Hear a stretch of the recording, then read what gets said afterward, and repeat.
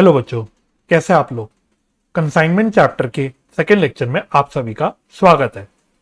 Last lecture में हम लोगों ने कंसाइनर के बुक्स में अकाउंटिंग ट्रीटमेंट समझना शुरू किया था। तो आज के लेक्चर में हम अपनी उसी डिस्कशन को आगे बढ़ाएंगे। तो चलिए बिना किसी देरी के मैं अपने लेक्चर को शुरू करता हूं।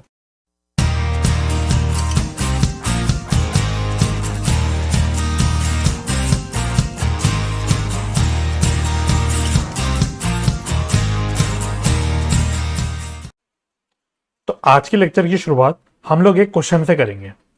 तो आप लोग अपने किताब खोल लेना, स्टडी मटेरियल खोल लेना और पहला इलस्ट्रेशन हम लोग करेंगे illustration number 1। Illustration number 1 page number बता देता हूं, आपके स्टडी मटेरियल का पेज नंबर है 6.53।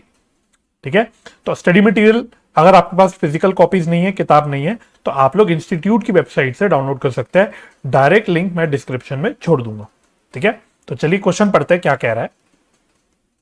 कहता है EXE लिमिटेड या EXE, खाली EXE है, तो EXE sent on 1 July 2019 to Y goods costing ₹50,000 and spent ₹1,000 on packaging. तो यहां पे क्या है, तो एक काम करते हैं, यहां पे कहानी बनाते हुए चलते हैं।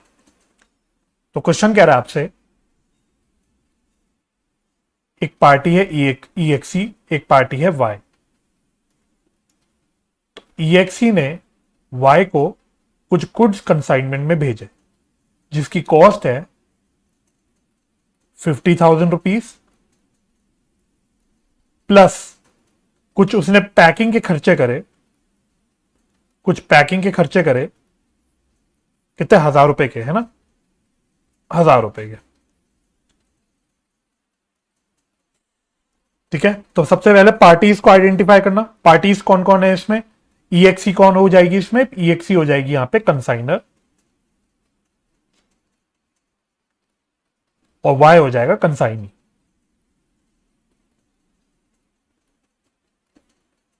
चलो आगे देखते हैं, आगे क्या कह रहा है क्वेश्चन। आगे कहता है ऑन 3 जुलाई 2019 Y received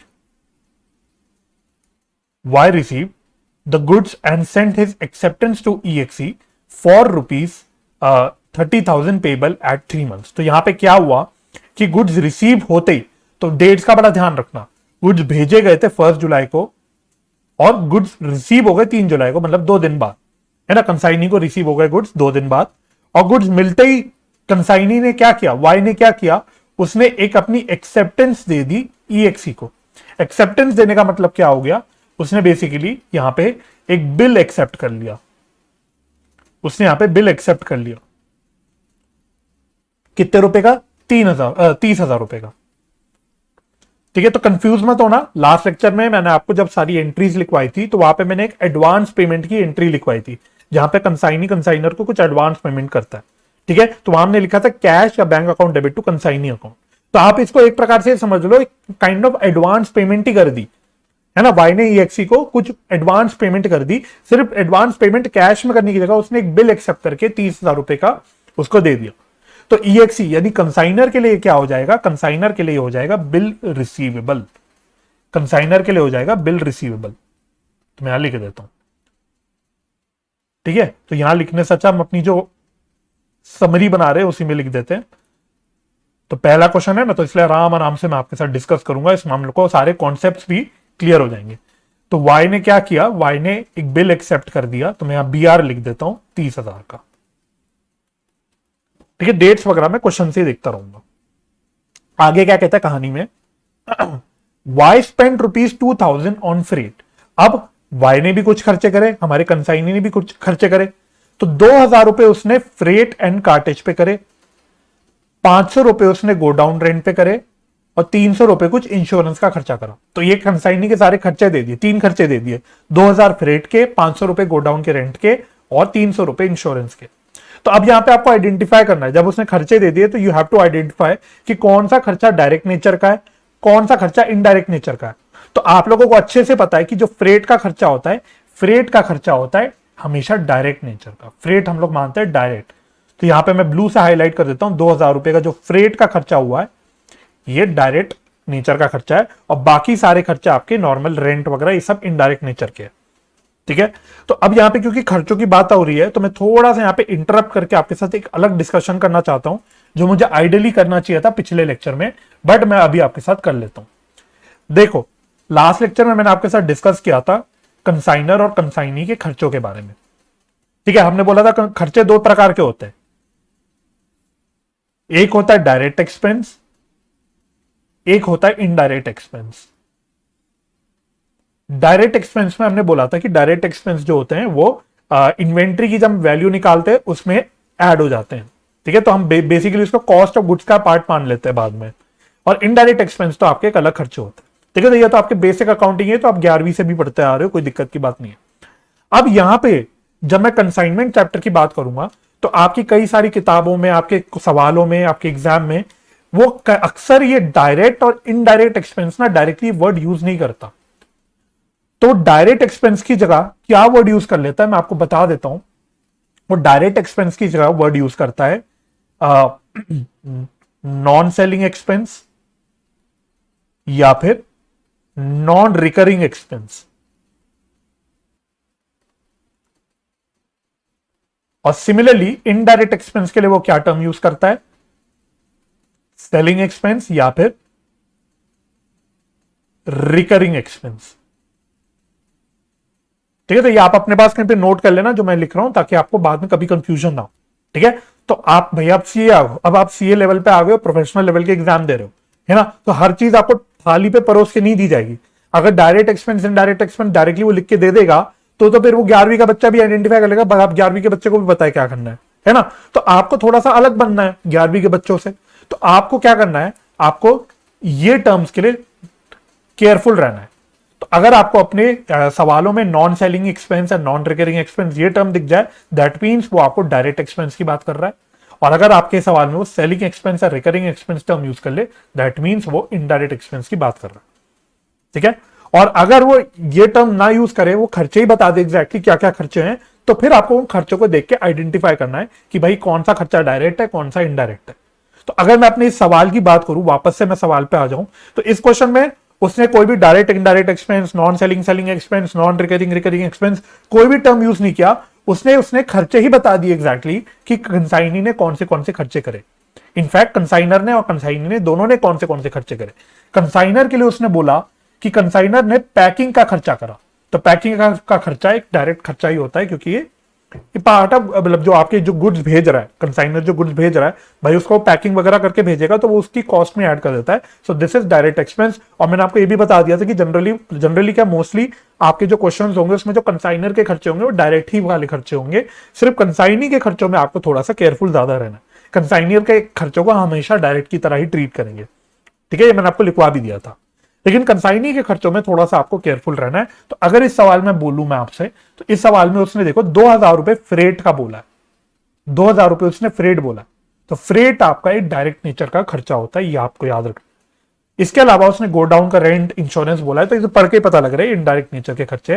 तो पहले आपको ये क्लासिफिकेशन करके रखनी है अपने दिमाग में, क्लियर रहना है, क्योंकि इसका यूज आपको आगे करना पड़ेगा। अभी आप देखोगे इसका यूज आगे कैसे होगा, मैं आपको अभी सिखाऊंगा इसका यूज कैसे करना होता है हमको, बट पहले मैं आपको मुद्दे की बात सिखा रहा हूं स्टेप बाय स्टेप।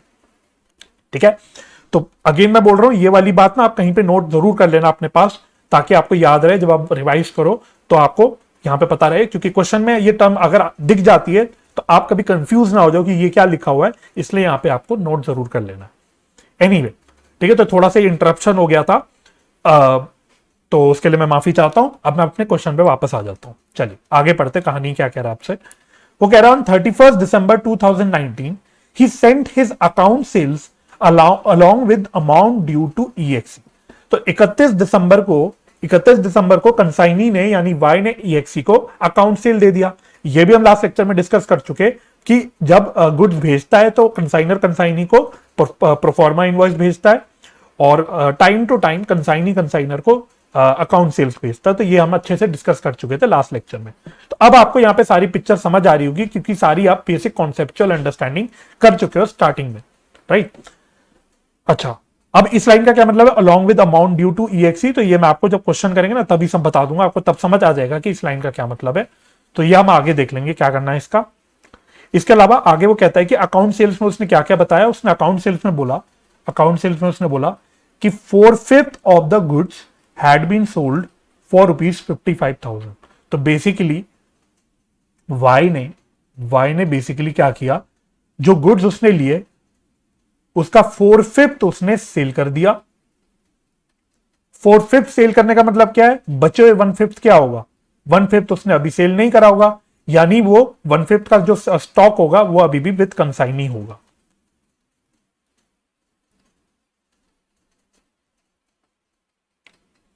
ठीक है, तो टोटल जितने भी गुड्स उसके पास आए थे उसमें से 4/5 4/5 गुड्स उसने सेल कर दिया। तो आप इसको चाहे तो परसेंटेज में भी निकाल सकते हो। अगर आप इसको परसेंटेज में निकालो तो कितना आएगा, 80%। क्योंकि हम जब परसेंटेज में चीजें सुनते हैं तो वो हमें थोड़ा इजी लगता है। तो अब इसको ऐसे पढ़ लो चाहे तो कि 80% गुड्स उसने बेच दिए और बचे 20% गुड्स अभी भी उसी के पास पड़े, सिंपल। ठीक है, तो ये पढ़ के आपको ज्यादा क्लियर होगा। ठीक है, तो 80% गुड्स बेच दिए, 20% गुड्स अभी भी उसके पास पड़े। और कितने पे बेचे, 55,000 में उसने टोटल सेल करी, ये भी क्वेश्चन ने बता दिया आपको। Y is entitle to a commission of 10%। तो Y को कितना कमीशन देना है, हमको 10% का कमीशन देना है। तो ये ऑर्डिनरी कमीशन है। ठीक है, नॉर्मल मैंने आपको बताया था, जब नॉर्मल कमीशन बोले तो ऑर्डिनरी कमीशन है। और कैसा भी कमीशन हो आपको उसका कुछ करना नहीं होता, अकाउंटिंग ट्रीटमेंट कमीशन की सेम ही होती है, चाहे वो किसी भी टाइप का कमीशन हो। ठीक है, तो कमीशन है, जो भी कमीशन की भी इंफॉर्मेशन होगी वो आपको डायरेक्टली क्वेश्चन में हमेशा मिलेगी कि आपको कमीशन कितने पे क्या कैसे कैलकुलेट करना है, सब आपको बताया जाएगा। और उसकी अकाउंटिंग ट्रीटमेंट सेम ही होती है, तो आपको उसमें ज्यादा पढ़ना नहीं है। One of the customers turned insolvent and could not पे ₹600 ड्यू फ्रॉम हिम। तो एक कस्टमर हमारा इंसॉल्वेंट हो गया और उससे हमें 600 रुपए नहीं मिले। इसका मतलब ये कहीं ना कहीं आप समझ लो ये क्या हो गए, बैड डेट्स। ये हो गए bad debts. Show the necessary journal entries in the books of consignor and also prepare ledger accounts. तो हम लोग स्टेप बाय स्टेप सारी चीजों को समझेंगे। ठीक है, तो एक एक करके सारी चीजें करते हैं। मैं अपने सवाल पे आ जाता हूं, तो मैं अपना सोल्यूशन यहां पे कर लेता हूं। तो आप लोग अपने पास सवाल को खोल के जरूर रखना। इलस्ट्रेशन नंबर 1 आपके साथ में कवर कर रहा हूं।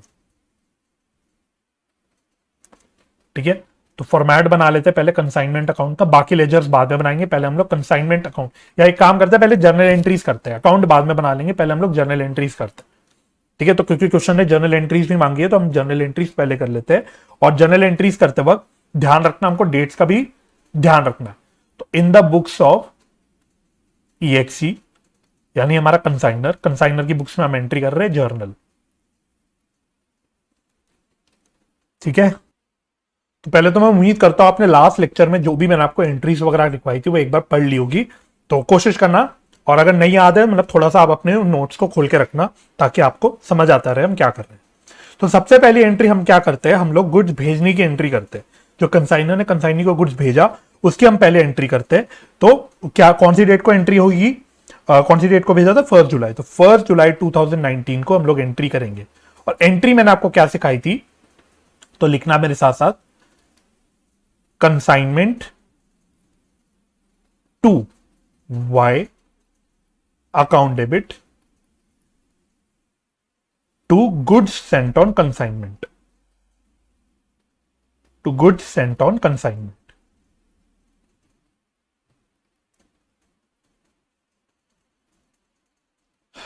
और यहां पे कितने कॉस्ट के गुड्स हमने भेजे, 50,000 के।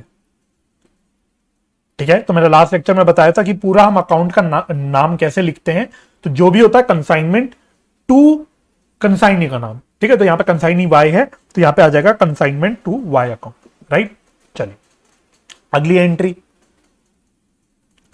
अब अगली एंट्री कब होगी, तो क्वेश्चन ने बोला है कि इसके बाद क्या हुआ, 3 जुलाई को बेसिकली हमें एक बिल्स रिसीवेबल मिल गया। तो अब मैं 3 जुलाई को एंट्री करूंगा, 3 जुलाई 2019। तो बिल्स रिसीवेबल मिलने की एंट्री क्या होती है, अगर नॉर्मली मैं बिल्स ऑफ एक्सचेंज में पूछूं तो आप बोलोगे BR account debit to debtor account. अब बस यहां पे फर्क क्या हो जाता है, यहां पे डेटर नहीं होता हमारा, डेटर की जगह हम क्या यूज करते हैं, कंसाइनी अकाउंट। तो हमारी एंट्री क्या होगी, बिल रिसीवेबल। तो बिल रिसीवेबल तो डेबिट होगा ही होगा to consignee account, that is, अब यहां पे हम कंसाइनी का एक अकाउंट खोल लेंगे। तो कंसाइनी का नाम है Y, तो हम लिखेंगे वाइज अकाउंट। और कितने का BR मिला हुआ है हमें, 30,000 का, 30,000 का। ठीक है, अच्छा अब होगी हमारी सारी बाकी जो कंसाइनमेंट रिलेटेड ट्रांजैक्शंस है उसकी एंट्री। अब लेकिन आपको एक बात मैं समझाना चाहता हूं नहीं तो बाद में आपको कंफ्यूजन आएगा जरूर। अब एक बात समझना छोटी सी टाइमलाइन से। अब क्वेश्चन ने बोला हुआ है कि हमने 1 जुलाई को गुड्स भेजे थे, हमने 1 जुलाई को गुड्स भेजे थे और 3 जुलाई को हमको बीआर मिल गया था एक। तो इन दोनों की एंट्रीज तो हमने कर ली। उसके बाद जो कंसाइनी है, कंसाइनी ने हमको 31 दिसंबर को अकाउंट सेल्स भेजा, यानी कि इस दौरान कंसाइनमेंट के लिए जो भी कंसाइनी ने खर्चे वगैरह करे, जो भी सेल वगैरह करी, उसकी इंफॉर्मेशन हमको यानी कंसाइनर को एक्चुअली भी मिली कब? 31 दिसंबर को। 31 दिसंबर से पहले जो भी खर्चे कंसाइनी कर रहा होगा, जो भी सेल वगैरह कर रहा होगा टाइम टू टाइम, हमें तो पता नहीं होगा। ऐसा तो है नहीं ना कंसाइनी हर रोज हमें फोन कर करके बताता रहेगा, है ना। वो क्या करेगा, वो 31 दिसंबर को एक पर्टिकुलर डेट पे हमको एक साथ पूरा अकाउंट सेल्स भेजेगा और उसमें सारी इंफॉर्मेशन लिख के दे देगा। तो एक्चुअली में जो भी खर्चे और सेल की इंफॉर्मेशन हमें मिल रही है वो कौन सी डेट को मिल रही है? 31 दिसंबर को मिल रही है। तो यानी कि जो भी अब कंसाइनी ने खर्चे वगैरह करे, जो भी कंसाइनी ने सेल वगैरह करी, अकॉर्डिंगली जो भी कंसाइनी का कमीशन वगैरह बनेगा, जो भी कंसाइनमेंट का स्टॉक वगैरह होगा, सारी चीजों की एंट्री हम कब कर पाएंगे? हम 31 दिसंबर को ही कर पाएंगे, जब हमारे पास अकाउंट सेल्स हो जाएगा, जब हमारे पास अकाउंट सेल्स आ जाएगा। उससे पहले हम नहीं कर पाएंगे एंट्री। ठीक है, तो जो भी अब सारी एंट्रीज हम कंसाइनमेंट से रिलेटेड करेंगे, कौन सी डेट को करेंगे? 31 दिसंबर को करेंगे। लेकिन उससे पहले आपको मिस नहीं करना है, आपको ध्यान रखना है कि ये जो बीआर हमको मिला था, इस बीआर का जो उसने टर्म बताया था, टर्म कितना बताया था? 3 मंथ्स बताया था। तो यानी इस बीआर की हमारी एक मेच्योरिटी जो डेट है वो पहले पड़ जाएगी 31 दिसंबर से। तो अगर मैं आपसे इसकी मेच्योरिटी डेट पूछूं तो आप सोच के बताना, बिल्स ऑफ एक्सचेंज में जो आपने सीखा हुआ है सोच के बताना। तो एक्चुअली में 3 महीने अगर 3 जुलाई में ऐड करूंगा तो आ जाएगा 3 अक्टूबर। लेकिन हम लोग उसमें क्या करते हैं, 3 दिन का ग्रेस पीरियड ऐड कर देते हैं। तो हमारी जो मेच्योरिटी डेट पड़ेगी इसकी, वो कब पड़ेगी? 6 अक्टूबर को। यानी 6 अक्टूबर को हमको इस बीआर का पैसा मिल जाएगा। ठीक है, तो पहले हमको क्या करना पड़ेगा? इस बीआर के अगेंस्ट जो हमें पैसा मिल रहा है उसकी एंट्री करनी पड़ेगी। तो आप लोगों को याद रखना है भाई, हम जर्नल एंट्रीज कर रहे हैं, जर्नल एंट्रीज क्रोनोलॉजिकली होती है, इसलिए हमें क्रोनोलॉजिकली चलना है जितना हम चल सके। तो अगली एंट्री हमारी हो जाएगी 6 अक्टूबर, ईयर कौन सा है? 2019। तो क्या एंट्री होती है हमारी? Bank account debit to BR account, है ना। तो हम मान रहे हैं, हालांकि क्वेश्चन ने क्लियरली बोला नहीं कि ड्यू डेट पे बीआर का पैसा मिल गया है, ड्यू डेट पे बीआर हमें बीआर ऑनर हो गया, बट हम ये लॉजिकली अज्यूम कर रहे हैं कि भाई क्योंकि इन्फॉर्मेशन तो और कुछ नहीं, तो भाई ड्यू डेट पे, मेच्योरिटी डेट पे बिल ऑनर हो गया होगा, तो हमको पैसा बिल के अगेंस्ट मिल गया होगा। ठीक है, तो इतनी बात हमारी क्लियर हो गई। अब हम लोग क्या करेंगे? अब हम अपनी सारी एंट्रीज करेंगे अकाउंट सेल्स मिलने के बाद। तो 31 दिसंबर को हमको अकाउंट सेल्स मिला, तो अब अकाउंट सेल्स में हम एक एक करके चीजें देखेंगे और सारी एंट्रीज करते जाएंगे, सिंपल, प्रैक्टिकली, है ना। प्रैक्टिकली सोचने की कोशिश करना। तो अब एक एक करके करते हैं। तो सबसे पहले वाई ने बोला कि भाई मैंने ये खर्चे करे। तो जब खर्चे करता है वाई, तो भाई हमारे लिए तो एक खर्चा ही है, एज अ कंसाइनर हमारे लिए तो एक खर्चा ही है। तो इसको भी हम लोग कंसाइनमेंट अकाउंट में डेबिट करते हैं। तो consignment to Y account debit, और क्रेडिट किसको करते हैं? कंसाइनी को। तो टू वाइज अकाउंट। तो कितना खर्चा यहां पे आ जाएगा? टोटल कर लेते हैं, यहां पे एक साथ लिख लेते हैं। तो उसने 2,000 रुपए फ्रेट का करा, 500 रुपए गोडाउन रेंट पे किया, प्लस 300 रुपए का इंश्योरेंस पे किया। तो टोटल कितना खर्चा उसने पे करा? 2,800, 2,800। चलो ठीक है, ओके। अच्छा, इसके अलावा फिर उसने हमें बताया कि भाई सेल भी हुई, तो सेल की एंट्री हम क्या करते हैं? वाइज अकाउंट डेबिट, यानी कंसाइनी को डेबिट करते हैं, और कंसाइनमेंट अकाउंट को क्रेडिट करते हैं। तो consignment to Y's account, Y's नहीं लिखना चाहिए, खाली वाई लिखना चाहिए, टू वाई अकाउंट, है ना। तो कितनी की सेल करी उसने? 55,000 की। तो ये भी बात हो गई खत्म। अच्छा, जब उसने सेल करी तो सेल के ऊपर कुछ कमीशन ड्यू हो गया, तो उस कमीशन की भी एंट्री हमें करनी पड़ेगी। तो कमीशन की भी एंट्री होती क्या है, वही same, consignment to Y account debit to Y's account. अब कमीशन कितना ड्यू हुआ, तो कमीशन की कैलकुलेशन कर लो। क्वेश्चन ने बहुत सिंपल है, बोला है 10% कमीशन बन रहा है सेल का, तो सेल हुई मेरी 55,000 की, तो उसका 10% निकाल लो तो मेरा कमीशन आ गया। तो कमीशन कितना निकल के आ जाएगा, 5500।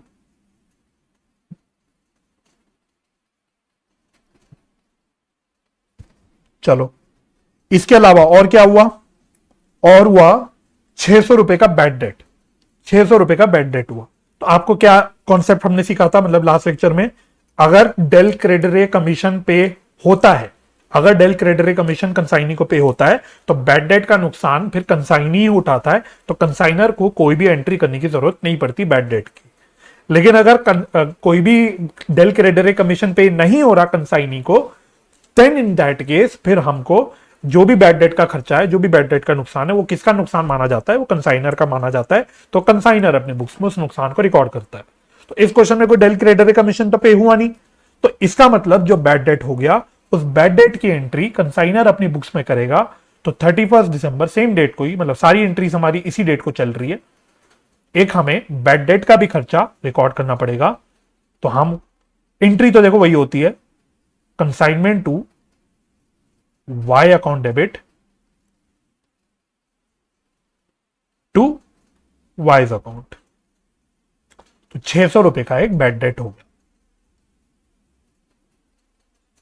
ठीक है, तो हमने सब कुछ कर दिया अभी तक। गुड्स सेंड टू कंसाइनमेंट आ गया, खर्चे वर्चे सारे आ गए, बैड डेट कमीशन आ गया, सेल हमने रिकॉर्ड कर दी। अब क्या बच गया, अब क्या होगा, जब सब कुछ हो गया तो जो बचे हुए गुड्स है, जो कंसाइनमेंट के कंसाइनी के पास गुड्स बच गए, उसको हमें रिकॉर्ड करना पड़ता है अपने कंसाइनमेंट अकाउंट में। ये मैंने आपको लास्ट क्लास में बता दिया था। तो उसको हमको रिकॉर्ड करना पड़ेगा।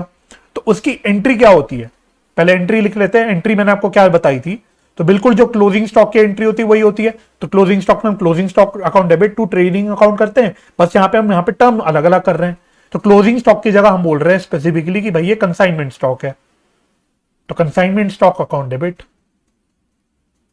और यहां पे ट्रेडिंग अकाउंट हम नहीं बना रहे, हम ट्रेडिंग अकाउंट की जगह दूसरा क्या नॉमिनल अकाउंट बना रहे हैं, कंसाइनमेंट अकाउंट। तो क्रेडिट कर देते कंसाइनमेंट टू वाइज अकाउंट, फिर से वाइज लिख दिया। ठीक है, तो ये तो एंट्री आ गई। बट अभी इसमें कितनी अमाउंट डालेंगे, क्या कॉस्ट आएगी, तो अब इसी की कैलकुलेशन मुझे आपको सिखानी है।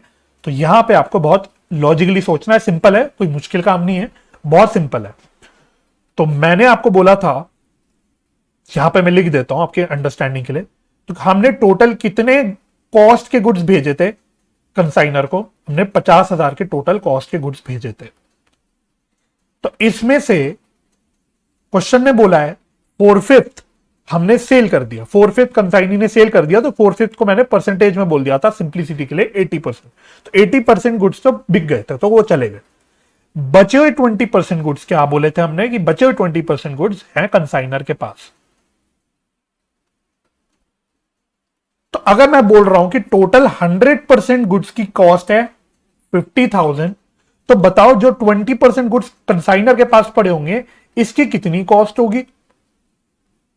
तो क्या आप सिंपल मैथ्स, बच्चों वाली मैथ्स लगा के निकाल नहीं सकते ये चीज, है ना, क्या ये आपको रटने की जरूरत है ना, तो ये आप लॉजिकली सोच के खुद निकाल सकते हो। तो कंसाइनर के पास, सॉरी कंसाइनी के पास कितने कॉस्ट ऑफ गुड्स है, तो मैं लिख देता हूं कॉस्ट ऑफ स्टॉक।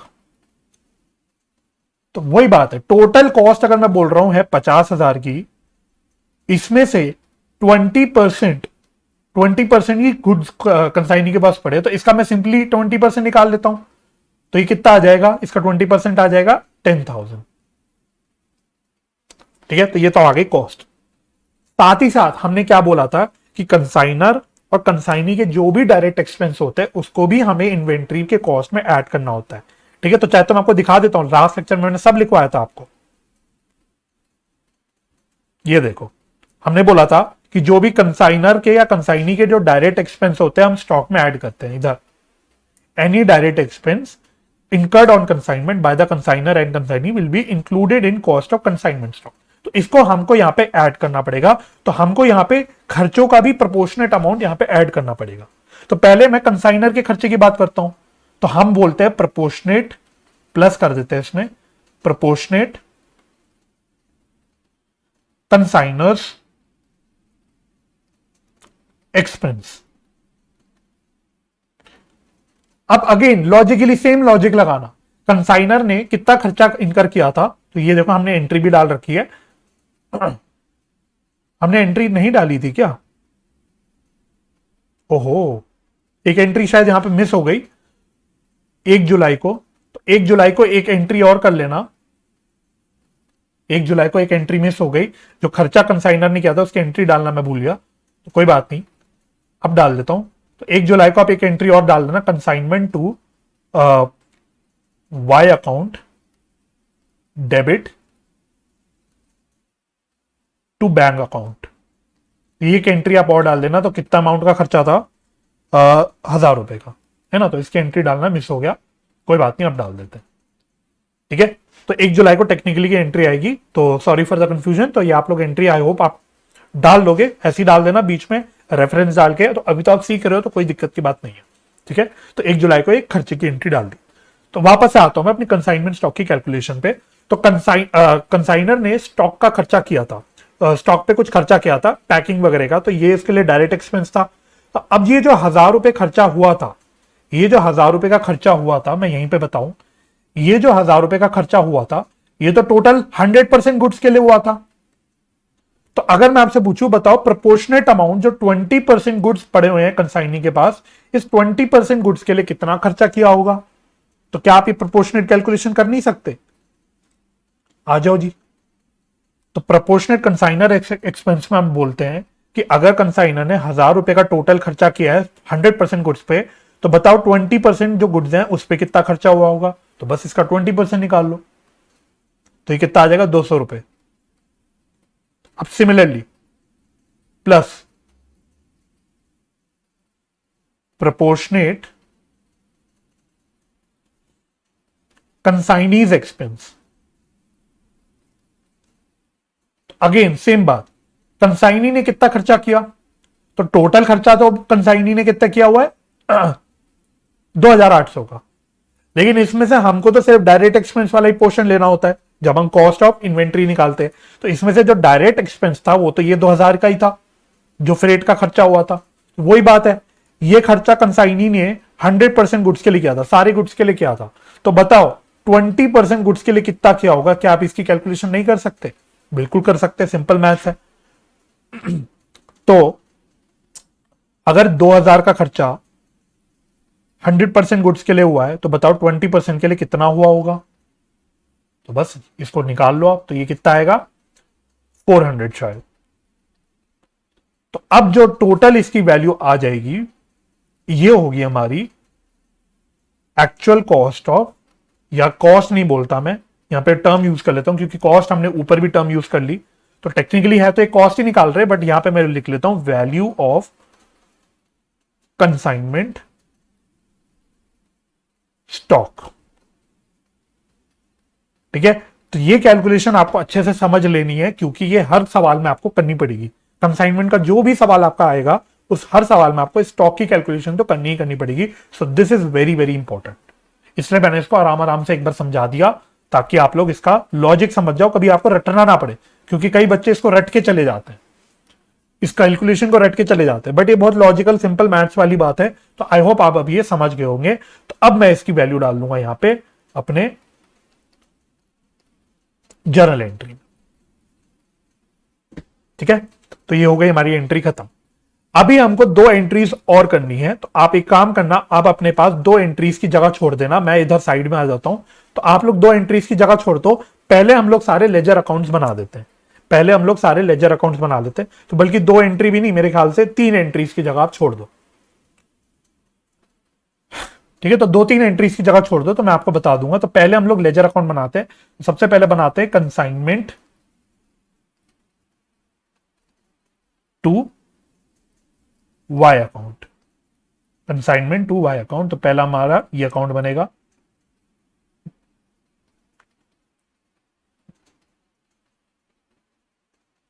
बहुत सिंपल है अब तो काम।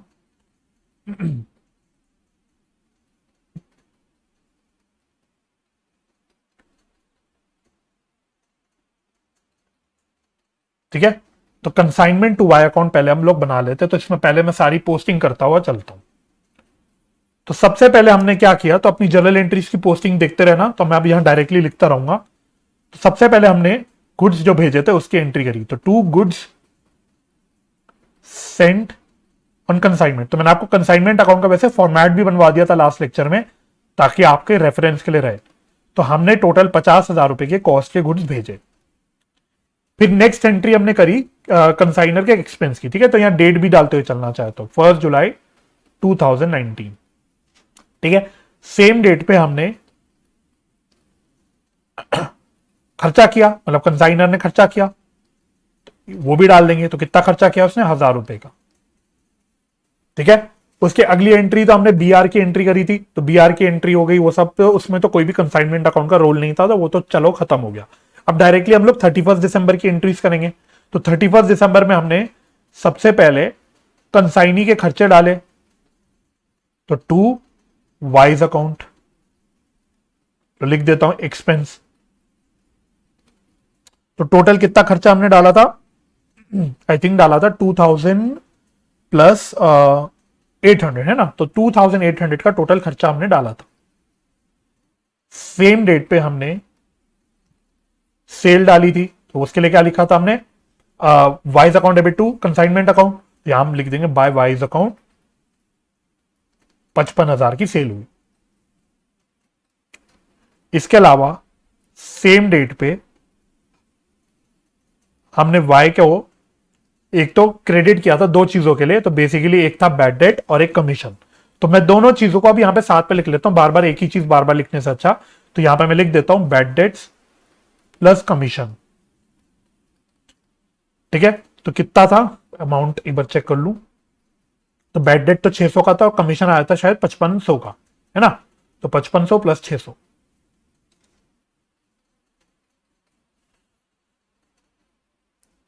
तो 5500 प्लस 600, तो ये आ रहा है 6100। और वही 31 दिसंबर को फिर हमने कंसाइनमेंट स्टॉक जो निकाला वो यहां पे डाल देना है। तो बाय कंसाइनमेंट स्टॉक ये हमने निकाला 10,600। चलिए, तो इसको मैं थोड़ा सा एक्सटेंड कर देता हूं, थोड़ा सा इसको एक्सटेंड कर देता हूं। चलिए, ठीक है, तो अब इतनी सारी चीजें हमने डाल दी। तो अब आपको निकालना होता है बैलेंसिंग फिगर। अब आपको बैलेंसिंग फिगर निकालना होता है, तो देख के पता लग रहा है मेरे को कि मेरा जो बैलेंसिंग फिगर बचेगा वो इधर बचेगा। ठीक है, देख के समझ आ रहा है कि बैलेंसिंग फिगर इधर बचेगा। तो एक बार टोटलिंग कर लो अकाउंट की, तो टोटल कितना आ रहा है, ये आ रहा है 65,600। 65,600।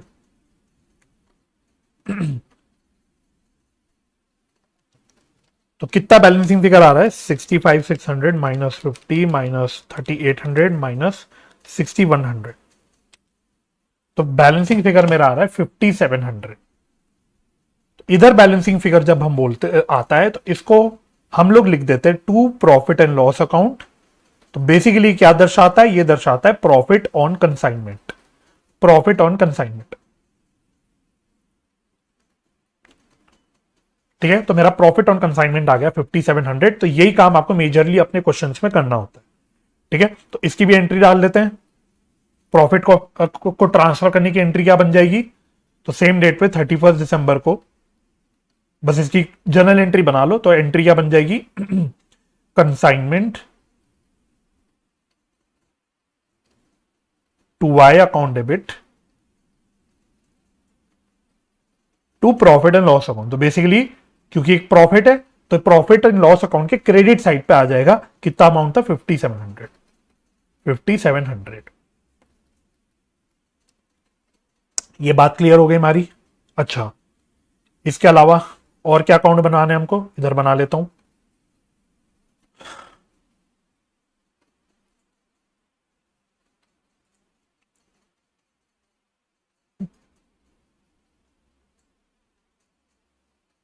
एक अकाउंट हम बनाएंगे कंसाइनी का,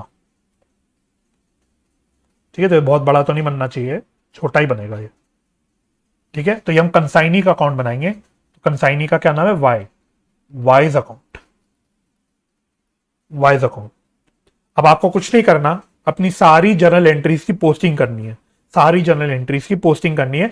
तो अब जहां पे भी आपने वाई अकाउंट को क्रेडिट या डेबिट किया हुआ है उसकी बस यहां पे पोस्टिंग कर देना, ठीक है। तो सबसे पहले हमने यहां पे मैं यहां से शुरुआत करता हूं। तो जो सेल हुई थी उसकी पोस्टिंग कर देता हूं। तो आप देखते हो चलना, होपफुली मुझे सब कुछ याद है तो मुझे जर्नल एंट्री देखने की जरूरत पड़ेगी नहीं, बट फिर भी आप लोग चेक करते हुए चलना, ठीक है। तो ये सेल लिख देता हूं ब्रैकेट में, सेल 55,000 की सेल हुई। बल्कि उससे भी पहले,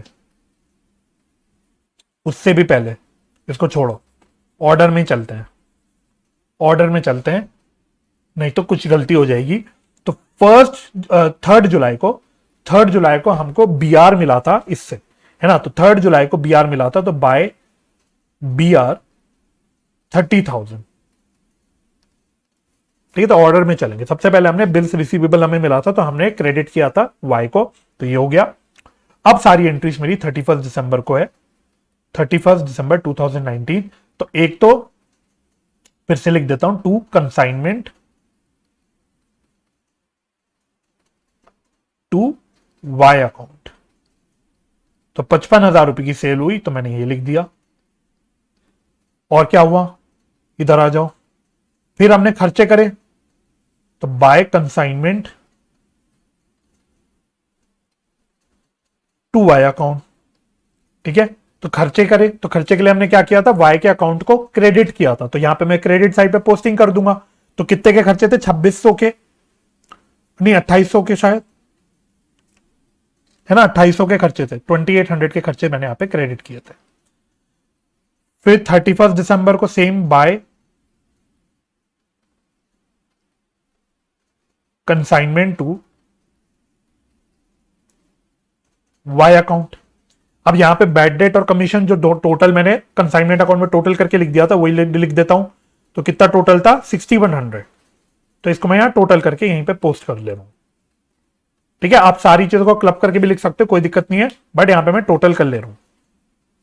और कोई एंट्री तो मिस नहीं हुई, मेरे ख्याल से हमने सारी चीजें डाल दी,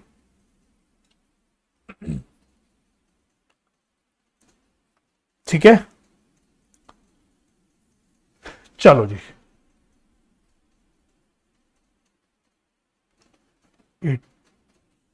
अब क्या बचा? अब कुछ नहीं बचा। तो अब मैं थोड़ा सा अकाउंट को बढ़ा देता हूं।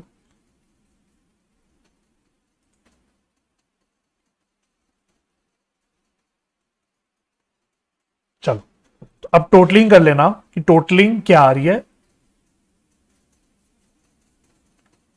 तो टोटल इस साइड का ही ज्यादा आ रहा है, डेबिट साइड का। तो टोटल तो मेरा 55,000 आएगा, 55,000। तो अब मेरा जो बैलेंसिंग फिगर है, मेरा बैलेंसिंग फिगर इधर बच रहा है। मेरा एक यहां पे बैलेंसिंग फिगर बच रहा है, कितने रुपए का बच रहा है? तो लिख लेते 55 माइनस 30 माइनस 2800 माइनस 6100। तो 16,100 का मेरा एक बैलेंसिंग फिगर यहां पे बच रहा है। तो इसको मैं क्या लिख दूंगा? ये मैं मानूंगा कि नेट अमाउंट है जितना मुझे वाई से अपने कंसाइनी से मिलना है, और वो उसने मेरे को पे कर दिया। अब एक बार आप क्वेश्चन की लैंग्वेज पे आना, एक बार क्वेश्चन में आना, उसने क्या बोला था, अब इस लाइन को पढ़ना।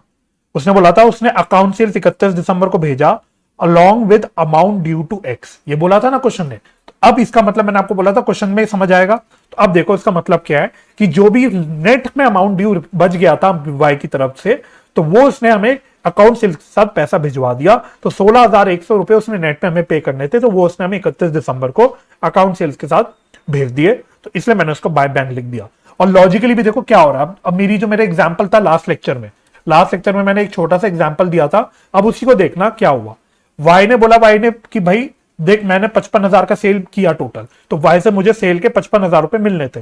लेकिन वाई क्या बोल रहा है? वाई बोल रहा है कि देखो उस 55,000 में से पहले मैं तुमको 30,000 का बिल दे चुका, एडवांस दे चुका, वो हटा दो। इसके अलावा मैंने 250 रुपए के खर्चे करे हैं, वो हटा दो मेरे अमाउंट में से। इसके अलावा मेरा जो कमीशन वगैरह बनता है, जो मेरे बैड डेट का नुकसान हुआ है वो मेरा हटा दो। तो बचा जो हो गया अमाउंट, जो ये सब हटाने के बाद जो अमाउंट बच गया वो मैं आपको चेक में दूंगा, तो उसको मैंने यहां पे लिख दिया बाय बैंक। ठीक है, और इसकी भी एंट्री हम लोग फिर डाल देते हैं अपनी जर्नल एंट्रीज में। तो वापस आ जाते हैं, तो अब हम बोलेंगे 31 दिसंबर को हमको वाई से पैसे मिल गए, तो मैं लिखूंगा bank account debit to Y's account 16,100।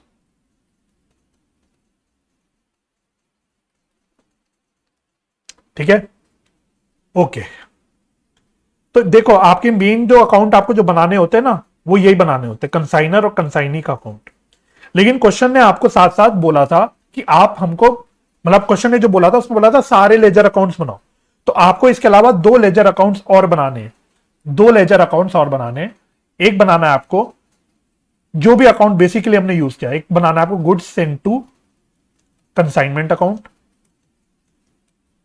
Goods send to, अरे भाई goods send to consignment account एक तो बनाना है, और एक आपको बनाना है कंसाइनमेंट स्टॉक का अकाउंट, कंसाइनमेंट स्टॉक अकाउंट।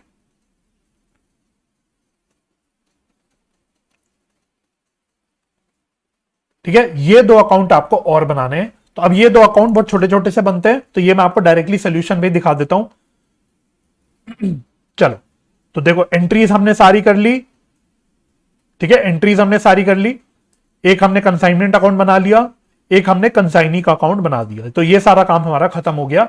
अब देखना goods send to consignment account में तो देखो एक ही पोस्टिंग आएगी, तो हमने क्या किया था, अपने कंसाइनमेंट अकाउंट में लिखा था to goods send to consignment account, मतलब हमने consignment goods send to consignment account को क्रेडिट किया था, तो इसकी क्रॉस पोस्टिंग आ जाएगी यहाँ पे क्रेडिट साइड पे।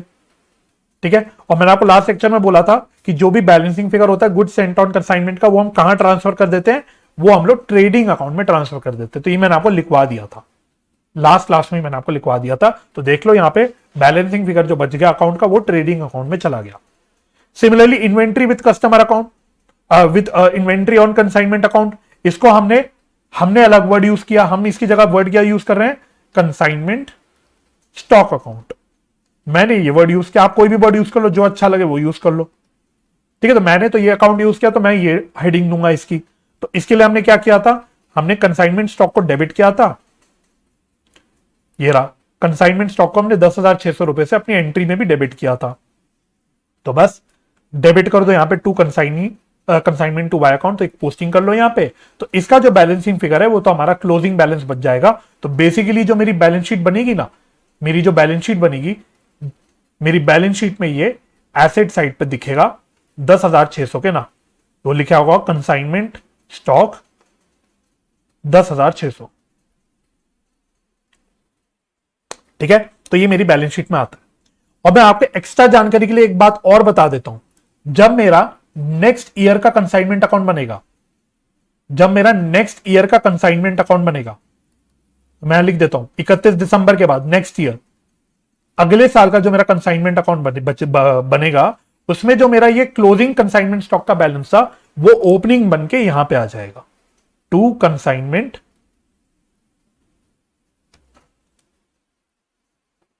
Stock account 10,600। ठीक है, तो ये मेरा बेसिकली हो जाएगा ओपनिंग स्टॉक, है ना। तो जिस प्रकार से आप अपने ट्रेडिंग अकाउंट में डेबिट साइड पे टू ओपनिंग स्टॉक लिखते हो, क्रेडिट साइड में बाय क्लोजिंग स्टॉक लिखते हो, तो बिल्कुल काम यही आप कर रहे हो। मैंने आपको लास्ट लेक्चर में भी बोला था, इसको आप एक प्रकार का ट्रेडिंग अकाउंट की तरह पिक्चराइज करना। तो उसी तरह से बिल्कुल जो ओपनिंग स्टॉक होता है वो हमारे यहाँ डेबिट साइड पे आ जाता है, और क्लोजिंग स्टॉक तो जैसे हमने क्रेडिट साइड पे डाला ही, मतलब जो क्लोजिंग कंसाइनमेंट स्टॉक था वो हमने क्रेडिट साइड में डाला, वो आ जाता है। लेकिन जनरली आपके जो क्वेश्चन होते हैं उसमें ओपनिंग स्टॉक होता नहीं, इसलिए मैंने आपको फॉर्मेट में अलग से उसको दिखाया नहीं था। लेकिन अगर आपको कभी दे क्वेश्चन में कोई ओपनिंग स्टॉक भी दे दे उठा के, तो आपको कभी भी कोई तकलीफ नहीं होनी चाहिए, क्योंकि बिल्कुल जैसे आप बचपन से करते आ रहे हो वही काम आपको करना है। बस यहाँ पे डेबिट साइड पे ओपनिंग स्टॉक लिख देना है।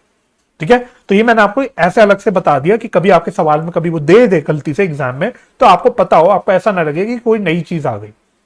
ठीक है, और बाकी तो देखो यही पोस्टिंग करी है। एक एंट्री और जो मैंने नहीं करी वो ये वाली एंट्री है, जो प्रैक्टिकली सवालों में आपको करने की जरूरत पड़ती नहीं है, इसलिए वो करी नहीं, ये वाली। ठीक है, तो बेसिकली वही good sent to consignment account का जो क्लोजिंग बैलेंस था, जो बैलेंसिंग फिगर था, हमने ट्रेडिंग अकाउंट में ट्रांसफर किया, बस उसी की एंट्री यहाँ पे पास कर रखी है। बस good sent on consignment account debit to trading account, बस वही कर रखा है, बाकी तो हमने सारा काम कर लिया। ठीक है, तो ये कॉम्प्रिहेंसिव डिस्कशन था इलस्ट्रेशन 1 का। जानबूझ के मैंने तसल्ली से इसको पूरा समझाया ताकि आप पूरी अकाउंटिंग ट्रीटमेंट समझ जाओ कंसाइनर की बुक्स में कैसे होती है। अब इसके अलावा एक दो छोटे मोटी चीजें हमें और सीखनी है, लेकिन मोटा मोटा जो आपको कंसाइनमेंट अकाउंट में काम करना होता है वो यही करना होता है। तो आप ये समझ लो कि कंसाइनर की बुक्स का के लिए जो आपका काम होता है ना, तो 70% काम आपका हो चुका। अगर आपने इतना सीख लिया तो 70% काम आपका हो गया। ठीक है, एग्जाम में कंसाइनमेंट अकाउंट बनाने की ज्यादा आपको प्रैक्टिस होनी चाहिए। तो अब जो जर्नल एंट्रीज के क्वेश्चन है अब हम और नहीं करेंगे। अब जो भी क्वेश्चन हम करेंगे उसमें हम खाली डायरेक्टली कंसाइनमेंट अकाउंट बनाएंगे। ठीक है, तो चलिए अब हम लोग आगे बढ़ते हैं। अब आप लोग अपनी नेक्स्ट हेडिंग डालना एक और important topic, goods sent to consignee at invoice price. Goods sent to consignee at invoice price, तो छोटा सा कॉन्सेप्ट है, इसमें लिख लेते हैं पहले, फिर मैं आपके साथ इसकी चर्चा करता हूं। तो पहले आप लोग मेरे साथ लिख लेना। तो इसमें लिखना फर्स्ट एरो डाल के, sometimes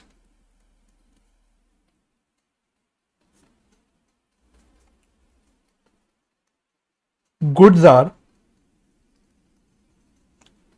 sent to the consignee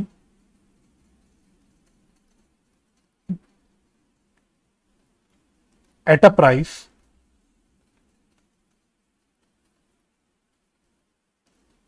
higher than the cost. Such price is known as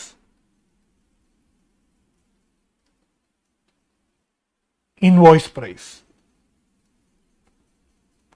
next arrow में लिखना, in such a case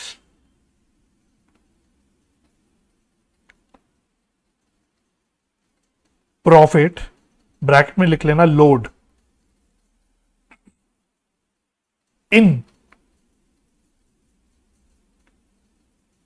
goods sent to consignment account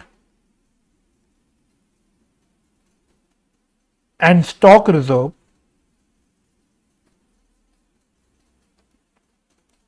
in consignment stock account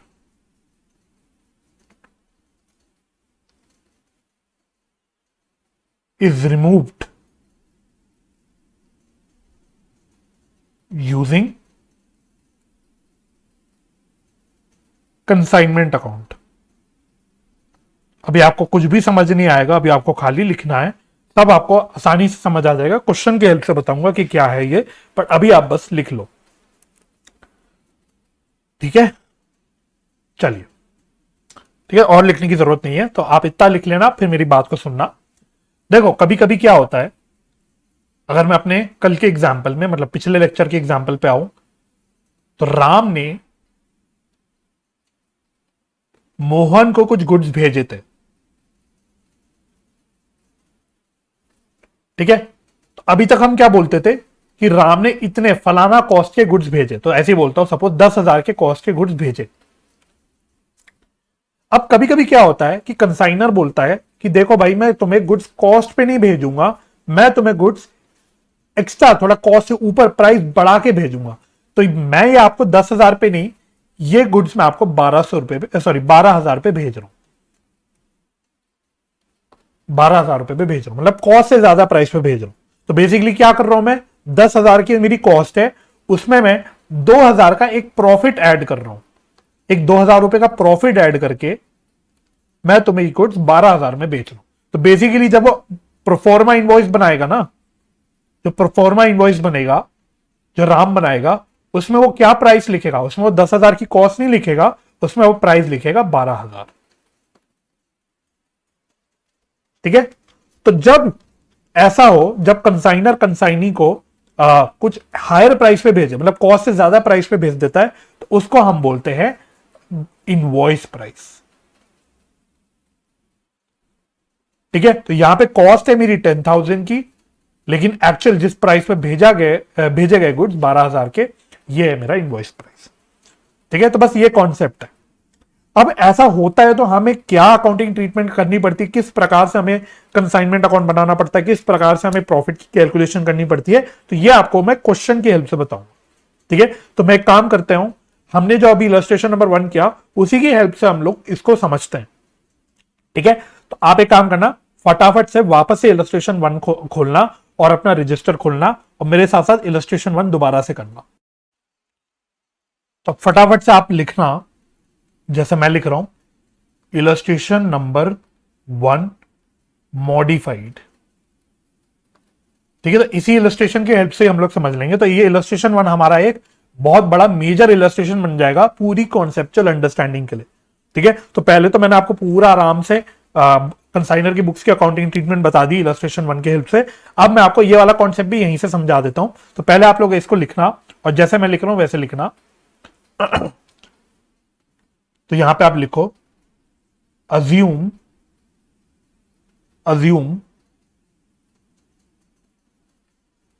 EXE sends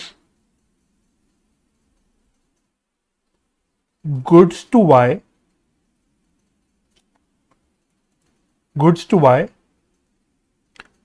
at invoice price being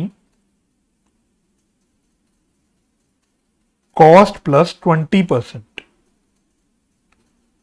cost plus 20%। ठीक है, तो इस बात को आपको note कर लेना है।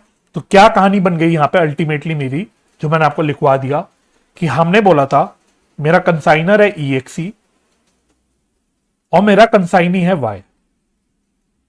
तो क्वेश्चन की पूरी इंफॉर्मेशन सेम है, खाली एक ट्विस्ट मैंने डाल दिया। मैंने बोला कि जो गुड्स भेजता है EXE Y को, वो कॉस्ट पे नहीं भेजता, वो इनवॉइस प्राइस पे भेजता है, जो कि क्या है, कॉस्ट प्लस 20%। तो क्वेश्चन में बोला था कि EXE ने 50,000 रुपए के कॉस्ट के गुड्स भेजे थे।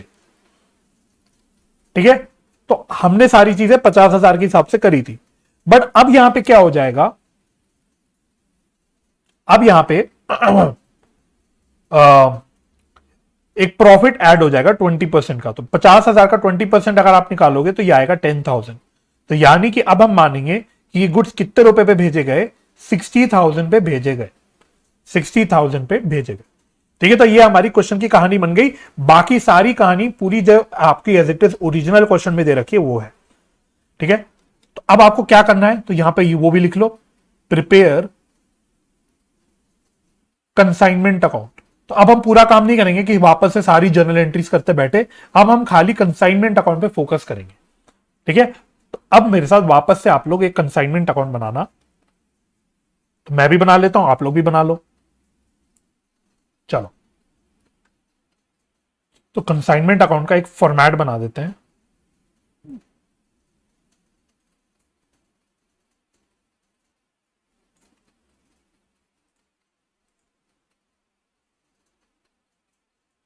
चलिए,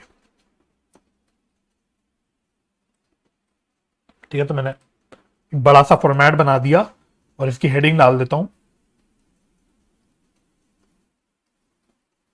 कंसाइनमेंट टू वाई अकाउंट। ठीक है, तो सबसे पहले काम करते हैं, जो चीजें हमने ऑलरेडी सारी डाल दी थी, कैलकुलेट कर ली थी, उसको वापस से डिस्कस करने की जगह फटाफट से उसको डाल देते हैं। तो जैसे जैसे मैं डाल रहा हूं डालते रहना और सारी चीजें हम समझेंगे। सबसे पहले क्या डाला था हमने, 2 गुड्स। अब डेट्स वगैरह मैं इग्नोर करके चल रहा हूं, तो डेट्स वगैरह आपको पता ही वही आएंगी, 31 दिसंबर 31 दिसंबर। तो अब मेरा वहां पे वो फोकस नहीं है, अब हमारा कुछ और समझने का फोकस है, तो जल्दी जल्दी से बना लेते हैं। तो 2 goods sent on consignment account.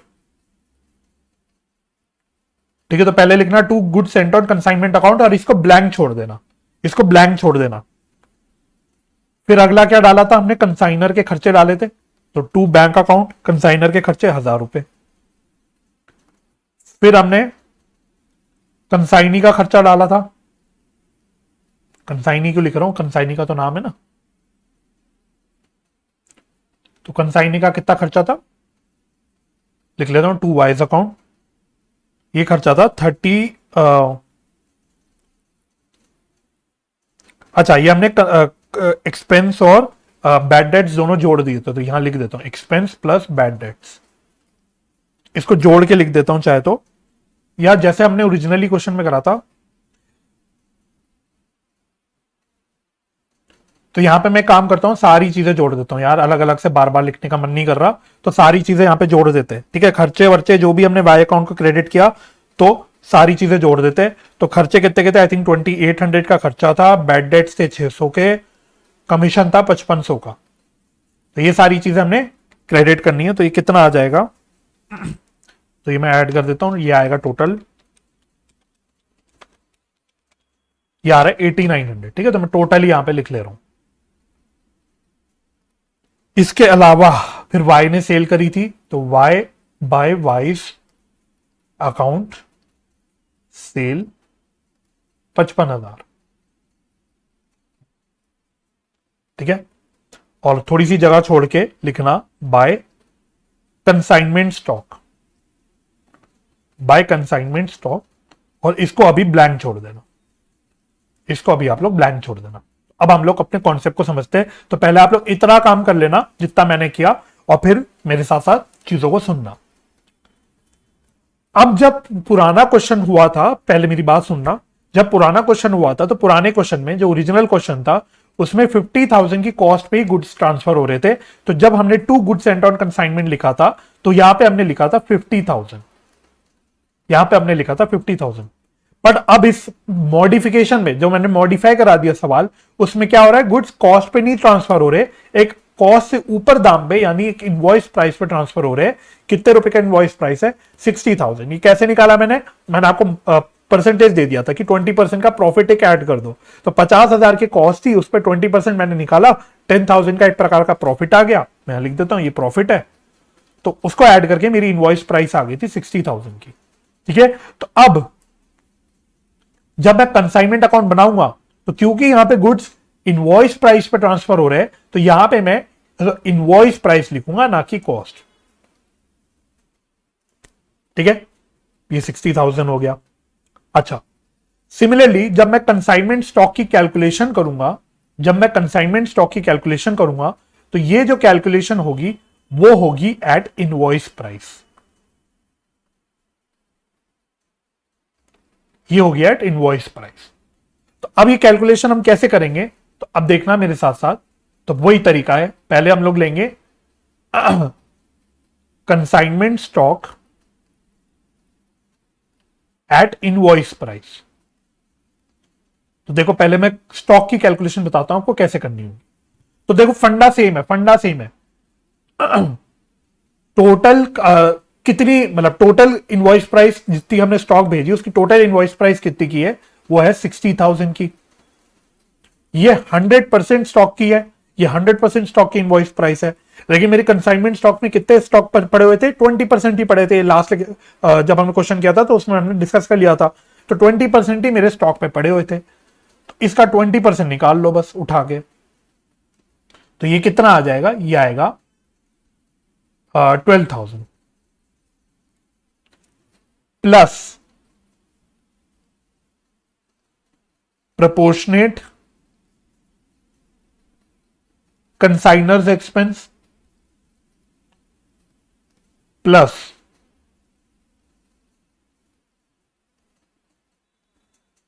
proportionate consignees expense। तो जो प्रोपोर्शनेट एक्सपेंस है दोनों के, कंसाइनर कंसाइनी की, ये तो सेम ही रहेंगे ना। इनवॉइस प्राइस तो कॉस्ट, खर्चा तो अलग है ना, खर्चा थोड़ी अलग अलग कुछ हो रहा है, तो खर्चा तो सेम है। तो ये तो जो हमने ओरिजिनली निकाला था वो सेम ही रहेगा। तो 200 रुपए इसका आया था मेरे ख्याल से, 400 रुपए इसका आया था, है ना।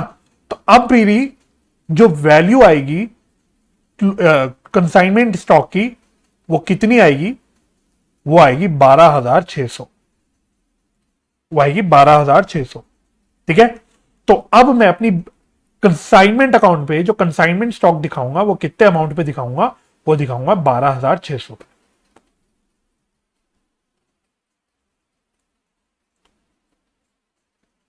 चलो, इतनी बात हमारी क्लियर होगी। तो पहले आप इतना इतनी कहानी मैं उम्मीद करता हूं कि समझ गए होगी कि हमें क्या करना है। ठीक है, क्या बस दो डिफरेंस करे, to goods sent on consignment account को हमने इनवॉइस प्राइस पे दिखाया और कंसाइनमेंट स्टॉक की कैलकुलेशन भी हमने इनवॉइस प्राइस पे ली। तो कैसे करी हमने कंसाइनमेंट स्टॉक की, तो हमने सबसे पहले हम लोग पुराने क्वेश्चन में हमने पहले कॉस्ट लिया था, स्टार्टिंग कॉस्ट लिया था, बस हमने यहां स्टार्टिंग कॉस्ट की जगह स्टार्टिंग इनवॉइस प्राइस ले लिया। और उसके अलावा प्रोपोर्शनेट कंसाइनर कंसाइनी के खर्चे तो आपके नॉर्मली जैसे कैलकुलेट होते हैं वो कैलकुलेट हो गए और आपकी कंसाइनमेंट स्टॉक की वैल्यू आ गई। ठीक है, तो इतना काम हमारा क्लियर हो गया। अब आप यहां पे देखो, अब हमें क्या काम करना है। अब आप देखो ये जो 60,000 की वैल्यू है, मैं वापस अपनी इस छोटी सी डायग्राम पे आ जाता हूं। ये जो 60,000 की हमने जो वैल्यू ली है, तो ये जो 10,000 का प्रॉफिट एक्चुअली में ऐड मैंने किया, तो ये तो मेरा मनगढ़ंत प्रॉफिट है। आप ऐसे सोचो, है ना, लॉजिकली सोचना, ये तो मेरा इमेजिनरी प्रॉफिट है, ये एक्चुअली में कोई प्रॉफिट हुआ थोड़ी ना है। क्योंकि मैं जब अपनी कैलकुलेशन कर रहा हूं, मैं सारा काम अपनी बुक्स में कर रहा हूं, तो मैं अपनी बुक्स में देख रहा हूं कि भाई मेरा एक्चुअल में कंसाइनमेंट में प्रॉफिट कितना हुआ, है ना। तो प्रॉफिट हम निकालने के लिए हमेशा कैसे प्रॉफिट निकालते हैं, हम मोटा मोटा अगर हम साधारण भाषा में बोले तो सेल्स में से सारे कॉस्ट एक्सपेंस वगैरह माइनस कर देते हैं और हमारा प्रॉफिट आ जाता है ना। तो इवन दो मैंने वाई को मैंने इनवॉइस प्राइस पे गुड्स भेजा, लेकिन मेरे लिए कॉस्ट तो 10,000 ही है ना। अपनी प्रॉफिट कैलकुलेशन में मेरे लिए कॉस्ट तो 10,000 ही है, तो मुझे तो कॉस्ट 10,000 ही लेनी चाहिए। अच्छा, अल्टीमेटली जो गुड्स मैंने वाई को आगे भेजे, तो ये तो आगे कस्टमर को जो सेल हुई वो तो है 55,000 पे। तो एक्चुअली में ये जो 60,000 की जो इनवॉइस प्राइस है सारी गुड्स की, ये तो एक्चुअली में बस एक इमेजिनरी फिगर है, मेरी मनगढ़ंत फिगर है, इसकी एक्चुअल कोई रिलेवेंस है नहीं। तो इवन तो मैंने इनवॉइस प्राइस पे भेजा तो है, लेकिन अगर मैं अपनी बुक्स में आऊं, मैं अपने कंसाइनमेंट अकाउंट में आऊं, तो यहां मैंने इनवॉइस प्राइस दिखाया, बट ये मेरा इनवॉइस प्राइस पे आना नहीं चाहिए, ये मेरा आना 50,000 कॉस्ट पे चाहिए, तभी मेरी प्रॉफिट की सही कैलकुलेशन आएगी। तो अब मैं देखो क्या करता हूं, लॉजिकली देखना और बताना कि क्या आपको कोई तकलीफ है। मैं यहां पे बजाय इसके कि यहां पे 50,000 दिखाऊं, मैं यहां पे क्रेडिट साइड पे एक फिगर लिख देता हूं 10,000 की। क्रेडिट साइड पे 10,000 लिख देता हूं। 10,000 क्या लिखा मैंने बेसिकली कि ये जो प्रॉफिट मैंने ऐड कर दिया अलग से, इस प्रॉफिट को मैं यहां पे अलग से दिखा देता हूं 10,000 में। ठीक है, तो मोमेंट यहां पे मैंने 10,000 क्रेडिट साइड दिखा दिया, तो अब आप नेट में देखना, इसका नेट इफेक्ट देखना इतने पोर्शन का, तो नेट इफेक्ट इसका 50,000 डेबिट पे ही आएगा, जो कि एक्चुअली में होना चाहिए। ठीक है, तो बस क्या है, क्योंकि मैं गुड्स इनवॉइस प्राइस पे दिखा रहा हूं, तो मेरे कंसाइनमेंट अकाउंट में मुझे दिखना चाहिए कि मैंने गुड्स इनवॉइस प्राइस पे भेजे थे, बस इसलिए मैंने डेबिट साइड पे 60,000 दिखा दिया और क्रेडिट साइड पे उसका बस मैं उसमें जो 60,000 का मैंने इमेजिनरी प्रॉफिट ऐड कर रखा है, उसको मैंने क्रेडिट साइड पे डाल के हटा दिया। तो नेट में मेरा जो goods sent on consignment account आ रहा है, to goods sent on consignment account, वो नेट फिगर 50,000 ही आ रही है, जो कि सही फिगर है। ठीक है, तो पहले आप इतना समझ गए होगे, मैं उम्मीद करता हूं कि क्या किया हमने लॉजिकली। तो बस ये जो मैंने लिखा ना, इसको मैं क्या लिख देता हूं, मैं यहां लिख देता हूं by goods sent on consignment account. और ये जो प्रॉफिट मैंने हटाया, टेक्निकली हम इसको प्रॉफिट नहीं बोलते, टेक्निकली प्रॉफिट नहीं बोलते, क्योंकि प्रॉफिट गलत हो जाएगा। प्रॉफिट तो हम जब अल्टीमेट कस्टमर को भेजेंगे, तो जब हम कस्टमर को बेचते हैं तो उस पे जो हम प्रॉफिट ऐड करते हैं वो हमारा एक्चुअल प्रॉफिट होता है। तो टेक्निकली इस प्रॉफिट को हम प्रॉफिट वर्ड यूज करने की जगह हम एक बोल देते लोड, हम टर्म यूज कर लेते लोड। है ये वही प्रॉफिट ही 10,000 का, लेकिन प्रॉफिट वर्ड ना यूज करके हम इसको बोलते हैं लोड, क्योंकि टेक्निकली यहां प्रॉफिट वर्ड यूज करना गलत हो जाएगा। ठीक है, तो बस ये हो गया कि पहले मैंने जो गुड्स सेंट ऑन कंसाइनमेंट है उसमें से प्रॉफिट वाला पोर्शन है उसको हटा दिया और उस प्रॉफिट वाले पोर्शन को ही हम बोल देते हैं लोड। ठीक है, तो पहले इतनी बात क्लियर हो गई। तो मेरा goods sent on consignment net में 50,000 ही आ रहा है, तो अब मेरी इतनी बात ठीक हो गई। अच्छा, अब दूसरा मेरे को क्या काम करना है, अब आप इस पे फोकस करो। जो मैंने यहां पे कंसाइनमेंट स्टॉक दिखाया 12,600 का, अगर आप ओरिजिनल क्वेश्चन में देखोगे तो ओरिजिनल क्वेश्चन में हमने कितनी कॉस्ट निकाली थी, 10,600 की निकाली थी। तो यहां पे कितनी ज्यादा कॉस्ट आ रही है मेरी, मतलब कितनी ज्यादा एडिशनल बढ़ी हुई वैल्यू आ रही है, 2,000 रुपए से बढ़ी हुई वैल्यू आ रही है। कॉस्ट पे दिखा था तो 10,600 रुपए पे दिखाया था हमने, पिछले क्वेश्चन में निकाला भी था। और अब मैं यहां पे जब इनवॉइस प्राइस पे निकाल रहा हूं तो ये 2,000 रुपए ज्यादा आ रही है ना। तो कहीं ना कहीं ये 2,000 रुपए ज्यादा क्यों आ रही है, ये वही है ₹2000 का ये छुपा हुआ प्रॉफिट है, ₹2000 का छुपा हुआ प्रॉफिट है। अब ये प्रॉफिट मैं निकालूंगा कैसे, अगर मुझे कैलकुलेशन करनी होगी तो मैंने आपको क्या बोला था, प्रॉफिट है 20% ऑफ कॉस्ट, यानी 1/5 ऑफ कॉस्ट है, 1/5 ऑफ कॉस्ट है। और यह मैं कई बार अपने पिछले चैप्टर में भी डिस्कस कर चुका, जब 1/5 ऑफ कॉस्ट होता है तो शॉर्टकट तरीका क्या होता है कि सेल्स का ये 1/6 होगा। 1/5 ऑफ कॉस्ट का मतलब 1/6 ऑफ सेल्स। बस यहां पे सेल्स वर्ड यूज करने की जगह आप यहां पे मॉडिफिकेशन करके बोल सकते हो इनवॉइस प्राइस, है ना। फंडा वही है, 1/5 of cost means 1/6 of invoice price. तो मेरा इनवॉइस प्राइस कितना है 12,000 का, इसका जरा 1/6 निकाल के देखना कितना आ रहा है, 2,000 आ रहा है ना। तो यही है, ये 12,000 मेरी एक्चुअली 12,000 में से अगर 2,000 का प्रॉफिट हटा दूंगा तो सही कॉस्ट मेरी आ जाएगी 10,000 की। तो वही बात है, कंसाइनमेंट स्टॉक, स्टॉक की वैल्यू हमेशा किस पे आती है, कॉस्ट पे आती है। स्टॉक की वैल्यू अगर मैं बोलूं, वैसे स्टॉक की वैल्यू कॉस्ट और NRB which ever is lower ये होती है, बट एनआरबी को एक मिनट को छोड़ दो तो मेरी स्टॉक की वैल्यू आनी तो कॉस्ट पे ही चाहिए, यानी मेरी स्टॉक की वैल्यू आनी चाहिए थी ये 10,600 पे, मेरी स्टॉक की वैल्यू आनी चाहिए थी 10,600 पे। लेकिन क्योंकि मैं सारी चीजें इनवॉइस प्राइस पे रिकॉर्ड कर रहा हूं, इसलिए मेरी स्टॉक की वैल्यू आ कितने पे गई, 12,600 पे आ गई, है ना। तो टेक्निकली गलत है क्योंकि स्टॉक की वैल्यू हमेशा कॉस्ट पे रहनी चाहिए। तो इसको ठीक करने के लिए मैं क्या कर सकता हूं, सेम सोचना, अगर मैं इस 12,600 को ठीक करने के लिए वापस 10,600 पे लाने के लिए अगर मैं यहां पे 2,000 लिख दूं तो क्या मेरी बात बन जाएगी, क्या मेरी बात बन जाएगी। तो वही बात है, फिर से नेट इफेक्ट देखना, इसका इतने हिस्से का नेट इफेक्ट देखना, अगर मैं इतने हिस्से का नेट इफेक्ट निकालूं तो नेट में 10,600 ही आ रहा है, नेट में मेरा 10,600 ही फिगर आ रहा है, तो मेरी बात ठीक हो गई।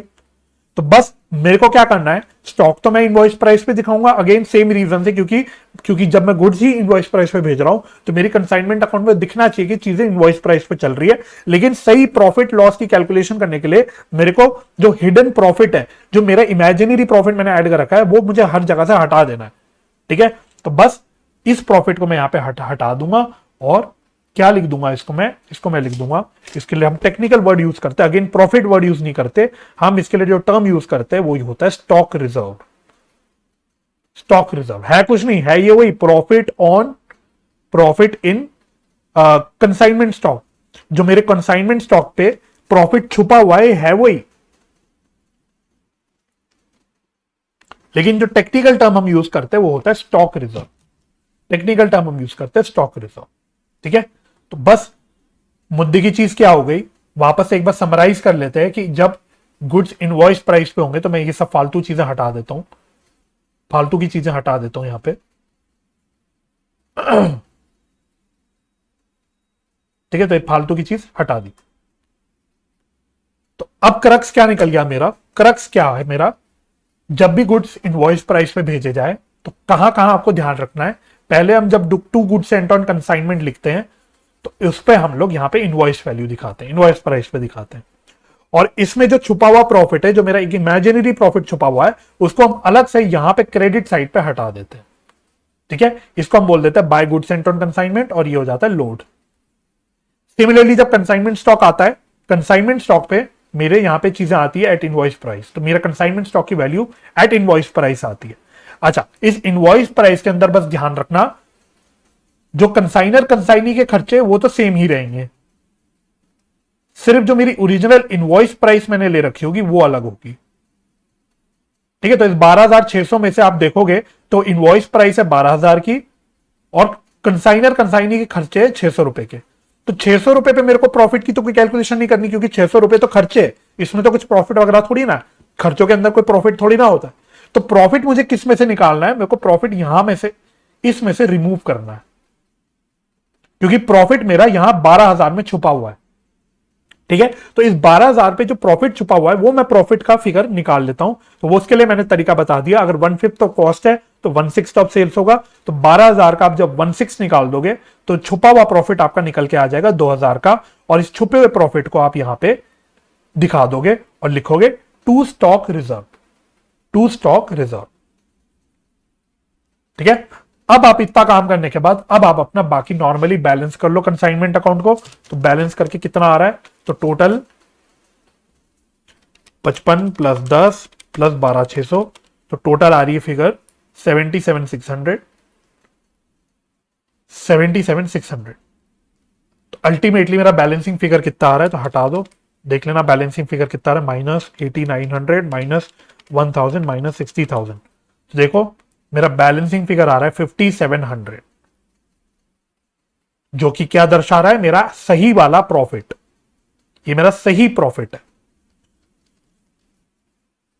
ठीक है, तो जो ओरिजिनल क्वेश्चन मैंने करा था उसमें भी देख लेना मेरा प्रॉफिट कितना आ रहा था, 5700 का ही आ रहा था। इधर आ जाते हैं, ये देखो, तो अल्टीमेटली मेरे प्रॉफिट तो सेम ही आएगा।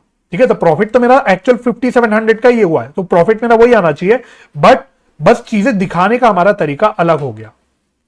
चीजें दिखाने का तरीका मेरा अलग हो गया, क्योंकि मैं इनवॉइस प्राइस पे भेज रहा हूं, तो मुझे इनवॉइस प्राइस पे चीजों को दिखाना पड़ रहा है, और अलग से इनवॉइस प्राइस में से जो प्रॉफिट छुपा हुआ है वो अलग से रिमूव करना पड़ रहा है। बस इतना फर्क है। तो कॉन्सेप्चुअली यही आपको करना है। तो आई होप आप समझ गए होगे, मैंने डिटेल में बताया सारी लॉजिक के साथ कि हम जो काम कर रहे हैं क्यों कर रहे हैं। अब यहां पे भी वही होता है, बच्चे रट लेते हैं कि यहाँ पे 60,000 इनवॉइस प्राइस है, यहाँ पे प्रॉफिट रिमूव करना है लोड। सिमिलरली यहाँ स्टॉक की वैल्यू इनवॉइस प्राइस पे है, उसमें से प्रॉफिट यहाँ रिमूव करना है। ये रट लिया, तो रट के भी आपका काम तो चल जाएगा, लेकिन आपको लॉजिक भी तो पता होना चाहिए। आज आप रट लोगे, कल भूल जाओगे। अगर लॉजिक पता है तो आप इसको जिंदगी भर कभी नहीं भूलोगे।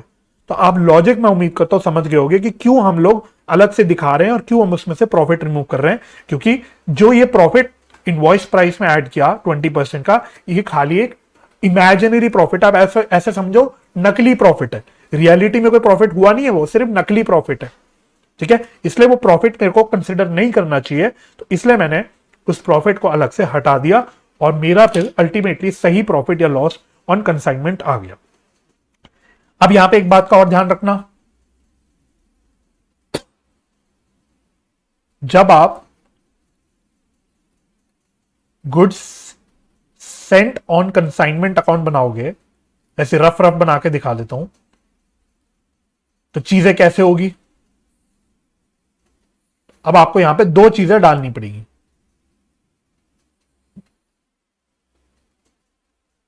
ठीक है, तो एक तो हमने क्रेडिट किया बाय कंसाइनमेंट अकाउंट, तो यहां पे हमने 60,000 का कंसाइनमेंट अकाउंट क्रेडिट किया। ठीक है, पोस्टिंग कर रहा हूं यहां से, 60,000 का कंसाइनमेंट अकाउंट हमने यहां पे क्रेडिट किया, और फिर हमने डेबिट भी कर दिया 10,000 से good sent on consignment account. तो यहां पे आ जाएगा टू कंसाइनमेंट अकाउंट।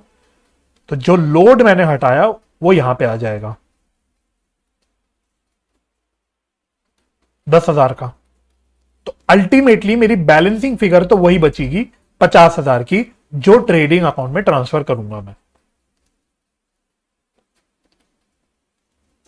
जो मैं ट्रेडिंग अकाउंट में ट्रांसफर करूंगा। ठीक है, तो अल्टीमेटली ट्रेडिंग अकाउंट में मेरा जो फिगर जाती है वो जाती है एट कॉस्ट ही। ठीक है, तो पिछले क्वेश्चन में भी देख लेना 50,000 रुपए ही ट्रेडिंग अकाउंट में ट्रांसफर हुए थे, तो हमारे अल्टीमेटली 50,000 रुपए ही ट्रांसफर होंगे। सिमिलरली एक लास्ट पॉइंट और, अगर जब मैं नेक्स्ट ईयर का कंसाइनमेंट अकाउंट बनाऊंगा, एक मिनट देना,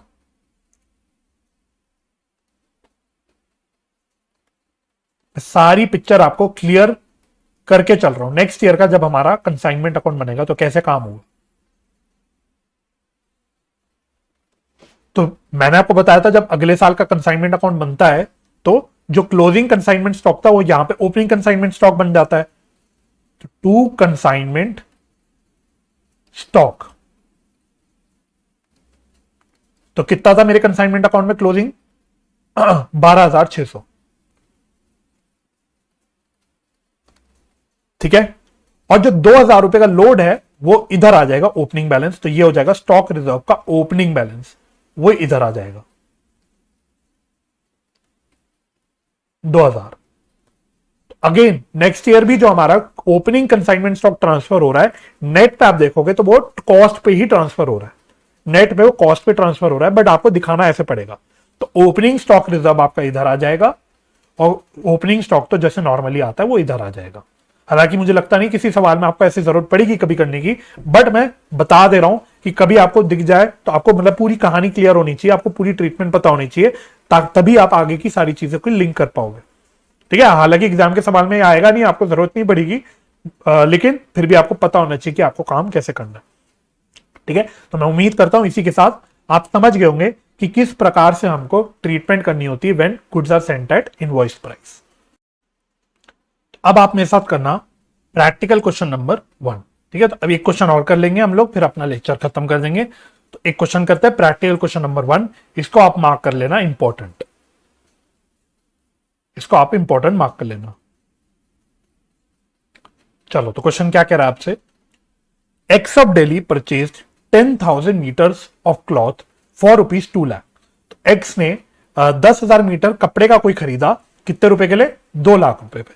तो टोटल कॉस्ट 2 लाख है, खरीदा 10,000 का है। तो अगर मैं आपसे बोलूं, सॉरी, खरीदा 10,000 मीटर है, तो अगर मैं आपसे पूछूं बताओ कॉस्ट पर मीटर कितनी होगी, तो आप कितनी बताओगे? तो आप बोलोगे सर टोटल कॉस्ट है 2 लाख की, खरीदा आपने 10,000 है, तो कॉस्ट आ गई मेरी 20 rupees per metre, 20 rupees per metre. आगे कहता है of which 5,000 metres were sent on consignment to Y of Agra at the selling price of ₹30 per metre. तो इन 10,000 मीटर में से उसने आधा कपड़ा मतलब 5,000 मीटर कंसाइनमेंट में भेज दिए बाय को, लेकिन देखो कॉस्ट पर मीटर मेरी कितनी है? कॉस्ट पर मीटर है मेरी 20 पर मीटर, लेकिन उसने भेजे कितने पे? उसने भेजे 30 रुपए पर मीटर पे, यानी कॉस्ट से ज्यादा दाम पे भेजा। इसका मतलब क्या हुआ कि ये क्या हो गया मेरा, ये हो गया इनवॉइस प्राइस, यानी इसने यहां पे कंसाइनमेंट पे जो गुड्स भेजे वो भेजे एट इनवॉइस प्राइस। फिर कहता है x paid ₹5,000 for freight and ₹500 for packing. तो फ्रेट के 5,000 रुपए पे करे एक्स ने और 500 रुपए पैकिंग के पे करे, तो ये दोनों भी आपके हो गए डायरेक्ट एक्सपेंस। तो टोटल डायरेक्ट एक्सपेंस हो गए कंसाइनर के 5,500। फिर कहता है वाई सोल्ड 4,000 मीटर एट ₹40 पर मीटर। वाई ने 4,000 मीटर के कपड़ा बेच दिया, कितने दाम पे? 40 रुपए पर मीटर के दाम पे। And incurred ₹2,000 for selling expense. देखो उसने क्या बोला, 2,000 रुपए का खर्चा किया सेलिंग एक्सपेंस। तो इसलिए मैंने आपको स्टार्टिंग में बता दिया था कि सेलिंग एक्सपेंस का क्या मतलब होता है। सेलिंग एक्सपेंस का मतलब होता है कि ये हो गए आपके इनडायरेक्ट खर्चे। तो ये कंसाइनी के हैं इनडायरेक्ट खर्चे। तो ये क्वेश्चन ने क्लियरली बोल दिया। Y is entitle to a commission of 5% of total sales, 5% total sales का मिलेगा उसको, plus a further 20% of any surplus price realized over 30 rupees। तो 5% का तो कमीशन उसको मिलेगा ही मिलेगा टोटल सेल्स पे, साथ ही साथ उसको 20% कमीशन और मिलेगा on any price realised over 30 rupees. मतलब इनवॉइस प्राइस 30 रुपए का है, तो जो भी वाई 30 रुपए से ज्यादा दाम पे बेच पाएगा गुड्स को, उस सरप्लस अमाउंट पे उसको एक्स्ट्रा कमीशन मिलेगा। तो ये कौन सा कमीशन है मुझे बताओ जरा, सोच के बताना कि कौन सा कमीशन है ये कौन सी तरह का कमीशन है? ये है आपका ओवरराइडिंग कमीशन। तो हमने ओवरराइडिंग कमीशन में ये समझा था कि जब भी कंसाइनी ज्यादा प्राइसेस पे बेच पाता है तो ज्यादा प्राइस पे जो उसे कमीशन मिल जाता है वो होता है ओवरराइडिंग कमीशन। तो ये जो 5% ऑफ टोटल सेल्स है ये आपका ऑर्डिनरी कमीशन, और इसके अलावा जो ये 20% का सरप्लस अमाउंट पे जो कमीशन दे रहा है वो है ओवरराइडिंग कमीशन। फिर कहता है 3,000 metres were sold at Delhi at ₹30 per metre less ₹3,000 for expense and commission. इसके अलावा ये और बता रहा है कि जो कंसाइनर है उसने अपनी दुकान में, कंसाइनर ने अपनी दुकान में 3,000 मीटर का कपड़ा बेचा at ₹30 per metre less ₹3,000 for expenses and commission. ये बेचने के लिए जो भी खर्चे वगैरह हुए वो है 3,000 रुपए के। तो ये एक्स के अपने गोडाउन में अपनी दुकान पे क्या काम चल रहा है उसकी इंफॉर्मेशन बता रहा है। कंसाइनमेंट की इंफॉर्मेशन उसने अलग बता दी और ये एक अलग इंफॉर्मेशन बता रहा है। फिर देखो कहता है owing to fall in market price the inventories of cloth in hand is to be reduced by 10%। ठीक है, तो हमारे मार्केट प्राइसेस में कुछ गिरावट की वजह से हमको अपनी इन्वेंट्री की जो वैल्यू है वो 10% से कम करनी है। Prepare the consignment account and trading and profit and loss account in the books of x, in the books of x.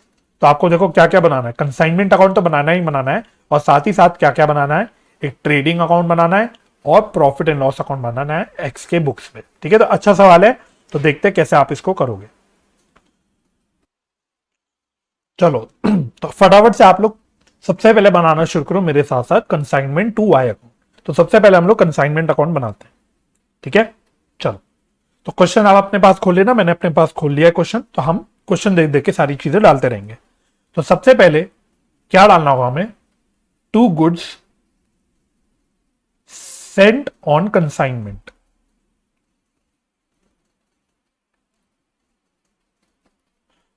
अच्छा, यहां पे कैलकुलेशन कर लेंगे कितने, 5,000 मीटर, 5,000 मीटर कपड़ा ट्रांसफर करा और इसकी इनवॉइस प्राइस क्या है, 30 रुपए पर मीटर। ठीक है, तो यहां पे हम इनवॉइस प्राइस पे दिखा देंगे। चलो तो ये आ गया कितना ये आएगा मेरे ख्याल से 1.5 लाख।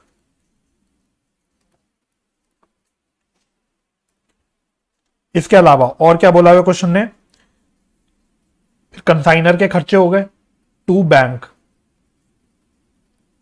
टू बैंक ये है किसका, एक्स का खर्चा है, एक्स एक्सपेंस। तो बस टोटल लिख लो तो टोटल ऐसे ही करके लिख लेता हूं, 5500 रुपए टोटल।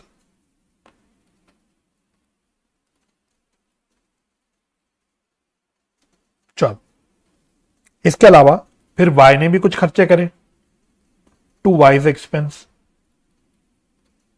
ठीक है, इसको मैं अलग अलग से टोटल करके देख लेता हूं यार। अच्छा, वाई ने सिर्फ सेलिंग एक्सपेंस ही करा, तो यहां पे लिख लेता हूं सेलिंग एक्सपेंस। ठीक है, तो ये आ जाएगा टू वाइज अकाउंट। कितना खर्चा किया है उसने, 2,000 का। सेल कितनी हुई, बाय वाइज अकाउंट, ये आ गया सेल, ये भी निकाल लेते हैं। तो टोटल उसने 4,000 मीटर कपड़ा बेचा 40 रुपए में, तो ये कितनी आ जाएगी, ये आ जाएगी 1,60,000, 1,60,000। चलो बैड डेट वगैरह कुछ बताया नहीं, तो हो गया काम खत्म। अब जो हमें कैलकुलेशन करनी है वो करनी है कमीशन की, कमीशन की कैलकुलेशन हमको करनी है। तो इसकी कैलकुलेशन मैं अलग से करके दिखा देता हूं, तो वर्किंग नोट में आप इसकी कैलकुलेशन कर लेना। वर्किंग नोट, वर्किंग नोट, पहला वर्किंग नोट में हम कर रहे हैं कैलकुलेशन ऑफ कमीशन। तो कमीशन उसने बोला था कि टोटल सेल्स पे 10% तो सॉरी 5% तो मिलेगा ही मिलेगा।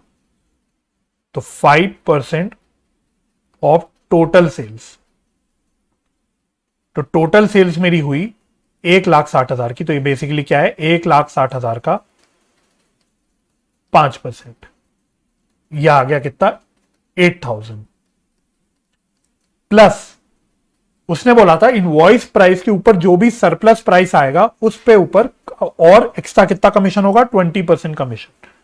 तो लिख लेता हूं प्लस एक्स्ट्रा कमीशन, आप ओवर राइडिंग कमीशन भी लिख सकते हो। अब ये कैसे निकालोगे आप, बहुत सिंपल है, इसको मैं रेड पेन से निकाल लेता हूं। तो उसने कितने रुपए पे बेचा, उसने कितने रुपए पे बेचा पर मीटर, 40 रुपए पे। तो 40 रुपए पे अगर बेचा है पर मीटर और मुझे सरप्लस निकालना है ओवर 30 रुपए पर मीटर, तो 40 माइनस 30 यानी 10 रुपए पर मीटर का सरप्लस पैसा है।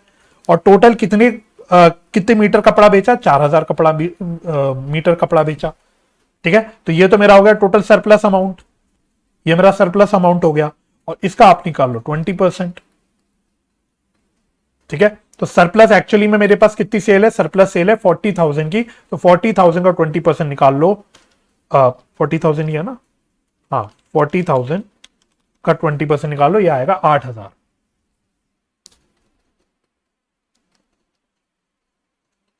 ठीक है तो टोटल कमीशन मेरी हो जाएगी 16,000 की। आ जाओ जी, डाल दो इसको अपने कंसाइनमेंट अकाउंट में, तो ये कितना आ जाएगा, 16,000। ये मैंने वर्किंग नोट में करके दिखा दिया।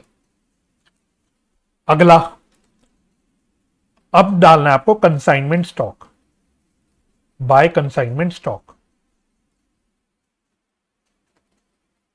ठीक है, तो कंसाइनमेंट स्टॉक की कैलकुलेशन नीचे कर लेता हूं या साइड में कर लेते हैं, चलो जब यहां कर रहे हैं तो हम यहीं कर लेते हैं। आ जाओ जी, calculation of consignment stock.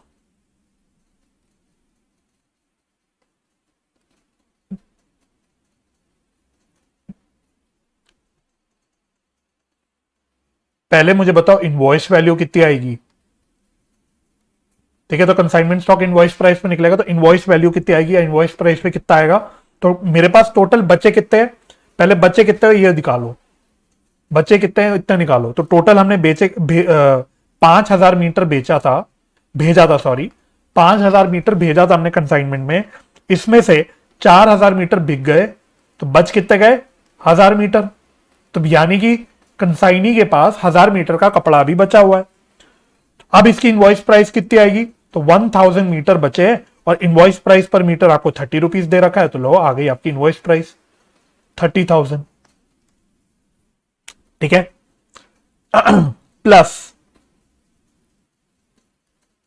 Plus proportionate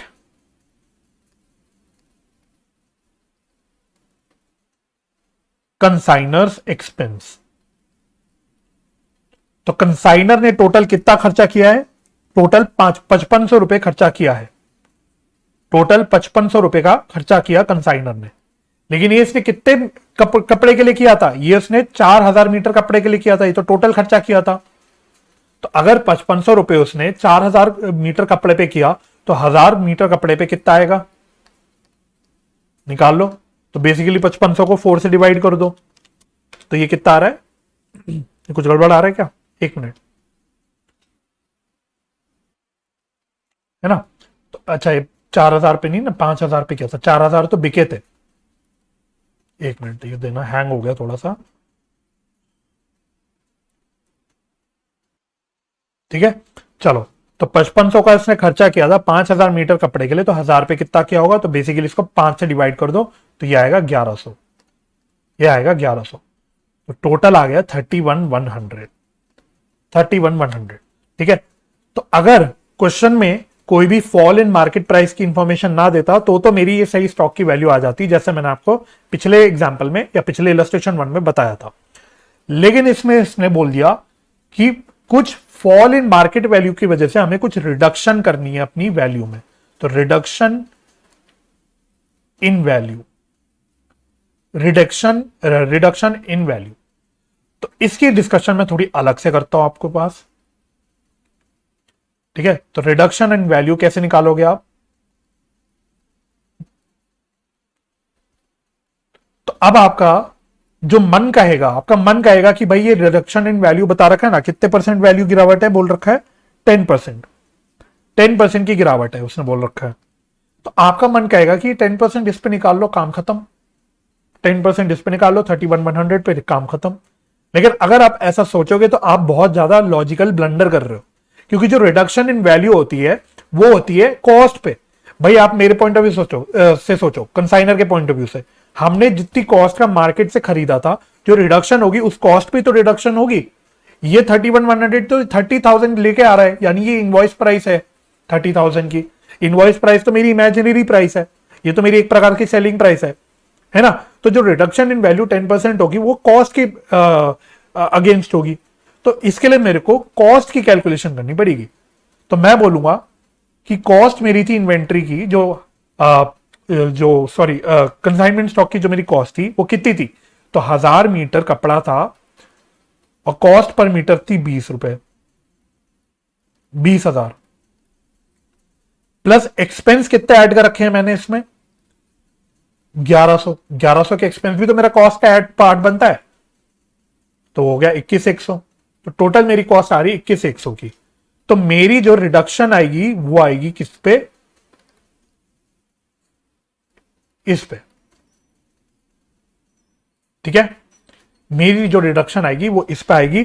तो ये रिडक्शन इसकी निकाल लेता हूं मैं, 2110 आ रहा है, तो ये आएगा 2110। ठीक है, तो 21,100 का 10% निकालोगे तो आ जाएगा 2110। तो ये मेरी रिडक्शन इन वैल्यू होगी, तो ये इंपॉर्टेंट है। अब यहां पे मैं थोड़ी सी अलग से आपके साथ चर्चा करता हूं। ठीक है, अब यहां पे मेरा अपना कुछ इनपुट है, वो मैं अपना इनपुट यहां पे देता हूं। ये जो मैंने बोला कि 21,100 पे 10% निकालो, ये बोल रहा है आईसीआई, ये बोल रहा है आईसीआई। अब मेरा लॉजिक क्या कहता है? मेरा लॉजिक कहता है कि जो भी रिडक्शन होगी वो होनी चाहिए ओरिजिनल इस कॉस्ट पे ना, इस पे रिडक्शन होनी चाहिए 10% की। कैलकुलेट, ये 1100 रुपए क्या है? ये 1100 रुपए तो खर्चे हैं भाई। तो 21,100 में ये 1100 रुपए के खर्चे इंक्लूडेड है, तो खर्चों में थोड़ी कोई गिरावट आ रही है। हम खर्चों पे क्यों कैलकुलेट कर रहे हैं 10%? खर्चों पे थोड़ी कोई गिरावट है। जो गिरावट है वो इस 20,000 की कॉस्ट पे गिरावट है, कि मार्केट में मैंने 20,000 रुपए पे खरीदा था, अब उसकी मार्केट में वैल्यू गिर गई 10% की, तो वो हो गई मेरी गिरावट। तो मेरे हिसाब से ये 20,000 पे 10% कैलकुलेट करना चाहिए था, लेकिन इंस्टीट्यूट ने 21,100 पे कैलकुलेट कर रखा है। तो मेरे को इंस्टीट्यूट को ही फॉलो करना पड़ेगा, और आपको भी इंस्टीट्यूट को फॉलो करना पड़ेगा, क्योंकि अल्टीमेटली आईसीआई एग्जाम बनाएगा और आईसीआई एग्जाम चेक करेगा आपके, है ना। तो हो सकता है ये भी एक प्रोबेबिलिटी है कि इंस्टीट्यूट ने सोचा हो कि इस कॉम्प्लिकेशन में ज्यादा नहीं घुसाते बच्चों को, हम इस सिंप्लिसिटी के लिए इस 21,100 पे 10% कैलकुलेट कर लेते हैं। तो हो सकता है इंस्टीट्यूट ने ये सिंप्लिसिटी के लिए कर रखा हो कि आपके लिए ज्यादा कॉम्प्लिकेशंस ना बढ़ जाए, है ना। सिंप्लिसिटी के लिए वो 31,100 पे भी निकाल सकते थे, लेकिन ये लॉजिकली बहुत ज्यादा गलत हो जाता। तो थोड़ा सा हमें लॉजिक को, कॉन्सेप्ट को भी बना के चलना है, और थोड़ा हमें सिंप्लीफाई भी रखना है सीए फाउंडेशन लेवल पे। तो हो सकता है इंस्टीट्यूट ने बोला कि काम करो, आप कॉस्ट निकाल लो 21,100 की, और उस पर आप लोग निकाल लो जो भी रिडक्शन इन वैल्यू है। ठीक है, तो हम इंस्टीट्यूट को फॉलो कर लेंगे। हालांकि अगर आपका मन कहे, हो सकता है आप में से कुछ का दिमाग बोले कि सर इस पे कैलकुलेट होना चाहिए था, तो आप लोग सही होगे, मैं भी आप लोगों से एग्री करता हूं। मेरे हिसाब से भी टेक्निकली 20,000 पे रिडक्शन कैलकुलेट होनी चाहिए थी। ठीक है, तो एनीवे हम तो इसी को फॉलो करेंगे जो इंस्टीट्यूट बोल रहा है। तो हम इसको निकालेंगे 21,110 जो भी आ रहा है। तो ये कितना निकल के आ रहा है? ये आ रहा है 31,100 में से 2110 गए, तो अब मेरी कॉस्ट, जो मेरी वैल्यू आ गई इन्वेंट्री की, वो आ गई 28,890, सॉरी 28,990, 28,990। ये हो गई मेरी वैल्यू ऑफ कंसाइनमेंट स्टॉक। ठीक है, तो मेरी कंसाइनमेंट अकाउंट में कितने रुपए पे जाना चाहिए? मैं आ जाता हूं अपने कंसाइनमेंट अकाउंट पे। किधर गया? यहां पे 28,990, 28,990। ठीक है, तो इतना काम मेरा हो गया खत्म। अब हमने क्या सीखा? जब भी इनवॉइस प्राइस पे चीजें चलती है तो हमें प्रॉफिट छुपा हुआ जो होता है, जो इमेजिनरी प्रॉफिट होता है, वो निकालना होता है। तो निकाल लेते हैं। तो पहले तो ये इसमें से प्रॉफिट निकाल लेते हैं। निकाल लो।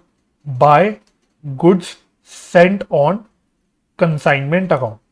तो इसमें कितना प्रॉफिट छुपा हुआ है? यह तो कैलकुलेशन बहुत इजी है, क्योंकि क्वेश्चन में उसने दे ही रखा है आपको, पर यूनिट सारी चीजें दे रखी है। तो 30 रुपए का इनवॉइस प्राइस था, पर कॉस्ट 20 रुपए का था। तो छुपा हुआ प्रॉफिट कितना है? 10 रुपीज पर मीटर का, 10 रुपीज पर मीटर का कॉस्ट छुपा हुआ है। और टोटल हमने 5,000 मीटर के कपड़े भेजे, 5,000 मीटर का कपड़ा भेजा हमने। तो ये कितना आ रहा है? ये आ रहा है 50,000। ठीक है, तो आपको बस छुपा हुआ प्रॉफिट निकालना है। जो भी इंफॉर्मेशन दे दे क्वेश्चन में, उसको यूज करके आपको छुपा हुआ प्रॉफिट निकालना है, और आपका काम हो जाएगा। ठीक है, सिमिलरली अब इसमें से भी निकालो, इसमें से भी छुपा हुआ प्रॉफिट निकालो।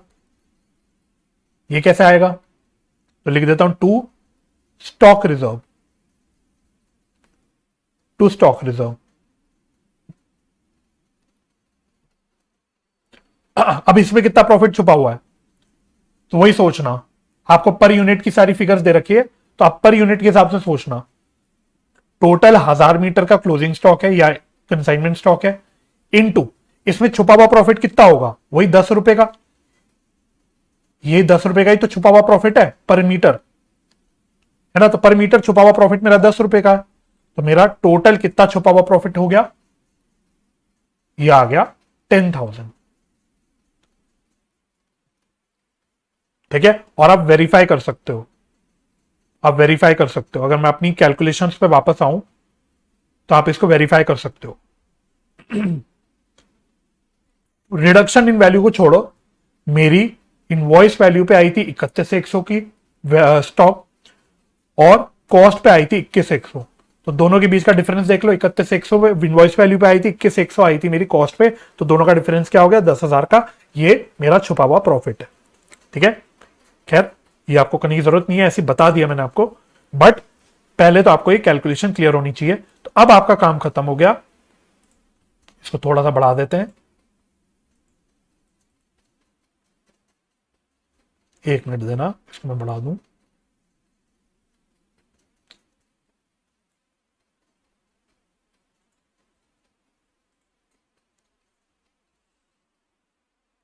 चलो, तो एक बार टोटल करना, मेरे ख्याल से क्रेडिट साइड का ज्यादा आएगा, 1,60,000 +50 +2,8,990, तो यार है 238,990, 238,990, 238,990।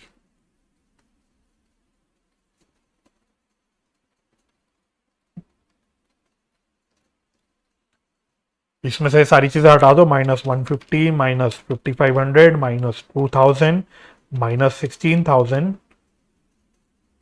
-10,000। तो चेक कर लेते एक बार आंसर सही आ रहा है मेरा। तो आंसर एकदम ठीक आ रहा है। तो हमारा बैलेंसिंग फिगर बच के आ रहा है 55,490। तो ये क्या हो गया मेरा, ये बेसिकली प्रॉफिट हो गया टू P&L अकाउंट। ये हो गया मेरा profit, profit on consignment.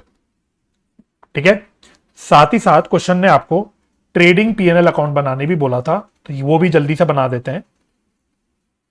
Trading and P&L account. ठीक है, तो फटाफट से भी बना देते हैं और क्वेश्चन खत्म। चलो, ठीक है, तो ट्रेडिंग P&L अकाउंट यहां पे बना देते हैं। सबसे पहले अब वही बचपन में जैसे बनाते थे वही बनाना है। तो ओपनिंग स्टॉक तो कुछ है नहीं, तो उसे छोड़ दो। हम लिखेंगे परचेज। परचेज, तो टोटल कितनी परचेज करी, तो अपने क्वेश्चन में से देखते रहना। टोटल हमने 10,000 मीटर की परचेज करी थी और परचेज प्राइस पर यूनिट थी 20 रुपए की। वैसे उसने टोटल ही बता रखा था, मैंने फिर भी यहां पर यूनिट की सारी निकाल रखी थी फिगर, तो पर यूनिट कर दिया, बट उसने 2 लाख रुपए टोटल बता ही रखा था। तो मेरी 2 लाख की परचेज हो गई। ठीक है, अच्छा, फिर मैंने कुछ सेल्स करी, मैंने अपनी दुकान से भी तो सेल्स करी कुछ, उसकी भी इंफॉर्मेशन दे रखी है। कितनी सेल करी मैंने, देखो क्वेश्चन में नीचे दे रखा था, किधर गया किधर गया, वाई की सेल दे रखी है, और फिर ये रहा हमने दिल्ली में कितनी सेल करी, तो लिख देता हूं। हमने टोटल 3,000 मीटर कपड़ा बेचा, कितने रुपए पे, 30 रुपए पे। तो ये कितना आ गया, ये आ गया 90,000, ये आ गया 90,000। अच्छा, goods sent on consignment account का बैलेंस हमारा ट्रेडिंग अकाउंट में आता है, ये हम सीख चुके।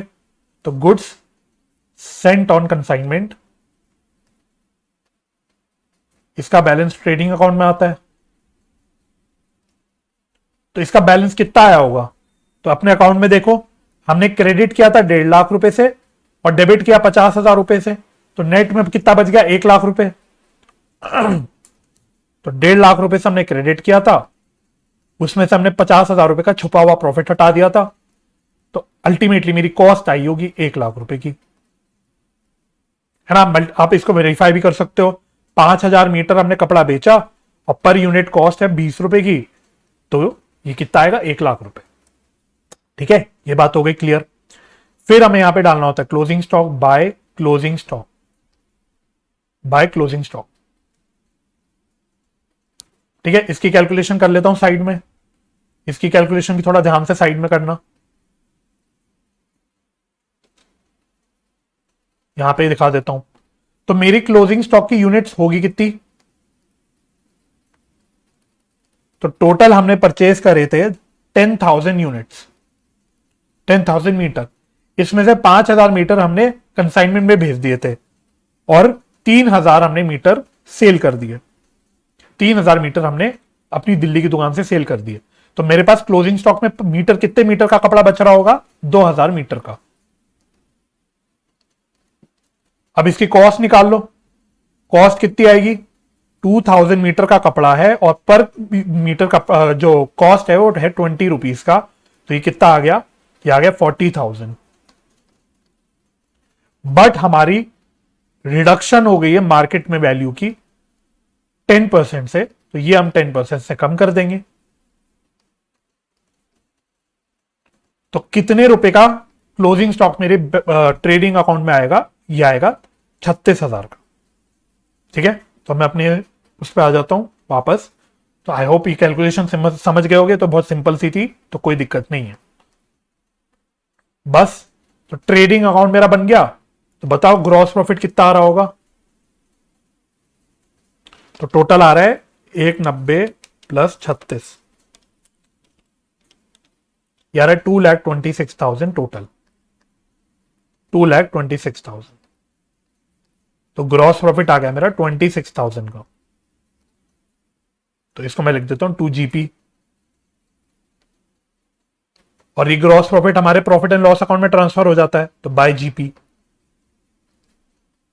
26,000। इसमें से क्वेश्चन ने बोला था हमको, क्वेश्चन ने हमें बोला था कि हमने कुछ खर्चे भी कर दिए 3,000 रुपए के, है ना? दिखा देता हूं। यहां बोला था उसने कि ये जो हमने बेचा, इसको बेचने के लिए हमने कुछ 3,000 रुपए के खर्चे करे, तो ये हमारे प्रॉफिट एंड लॉस अकाउंट में आ जाएगा। 2 एक्सपेंसेस, तो क्या कौन से एक्सपेंसेस बोला था? कमीशन वगैरह बोला था ना, तो 2 एक्सपेंसेस एंड कमीशन, ये कितने का हो गया? 3,000 का। प्लस जो कंसाइनमेंट में हमारा प्रॉफिट हुआ है, इसको हमने P&L में क्रेडिट पे ट्रांसफर किया था, तो ये इधर आ जाएगा बाय, क्रॉस पोस्ट कर रहा हूं basically, by consignment to Y account. Basically ये क्या है? ये है प्रॉफिट ऑन कंसाइनमेंट।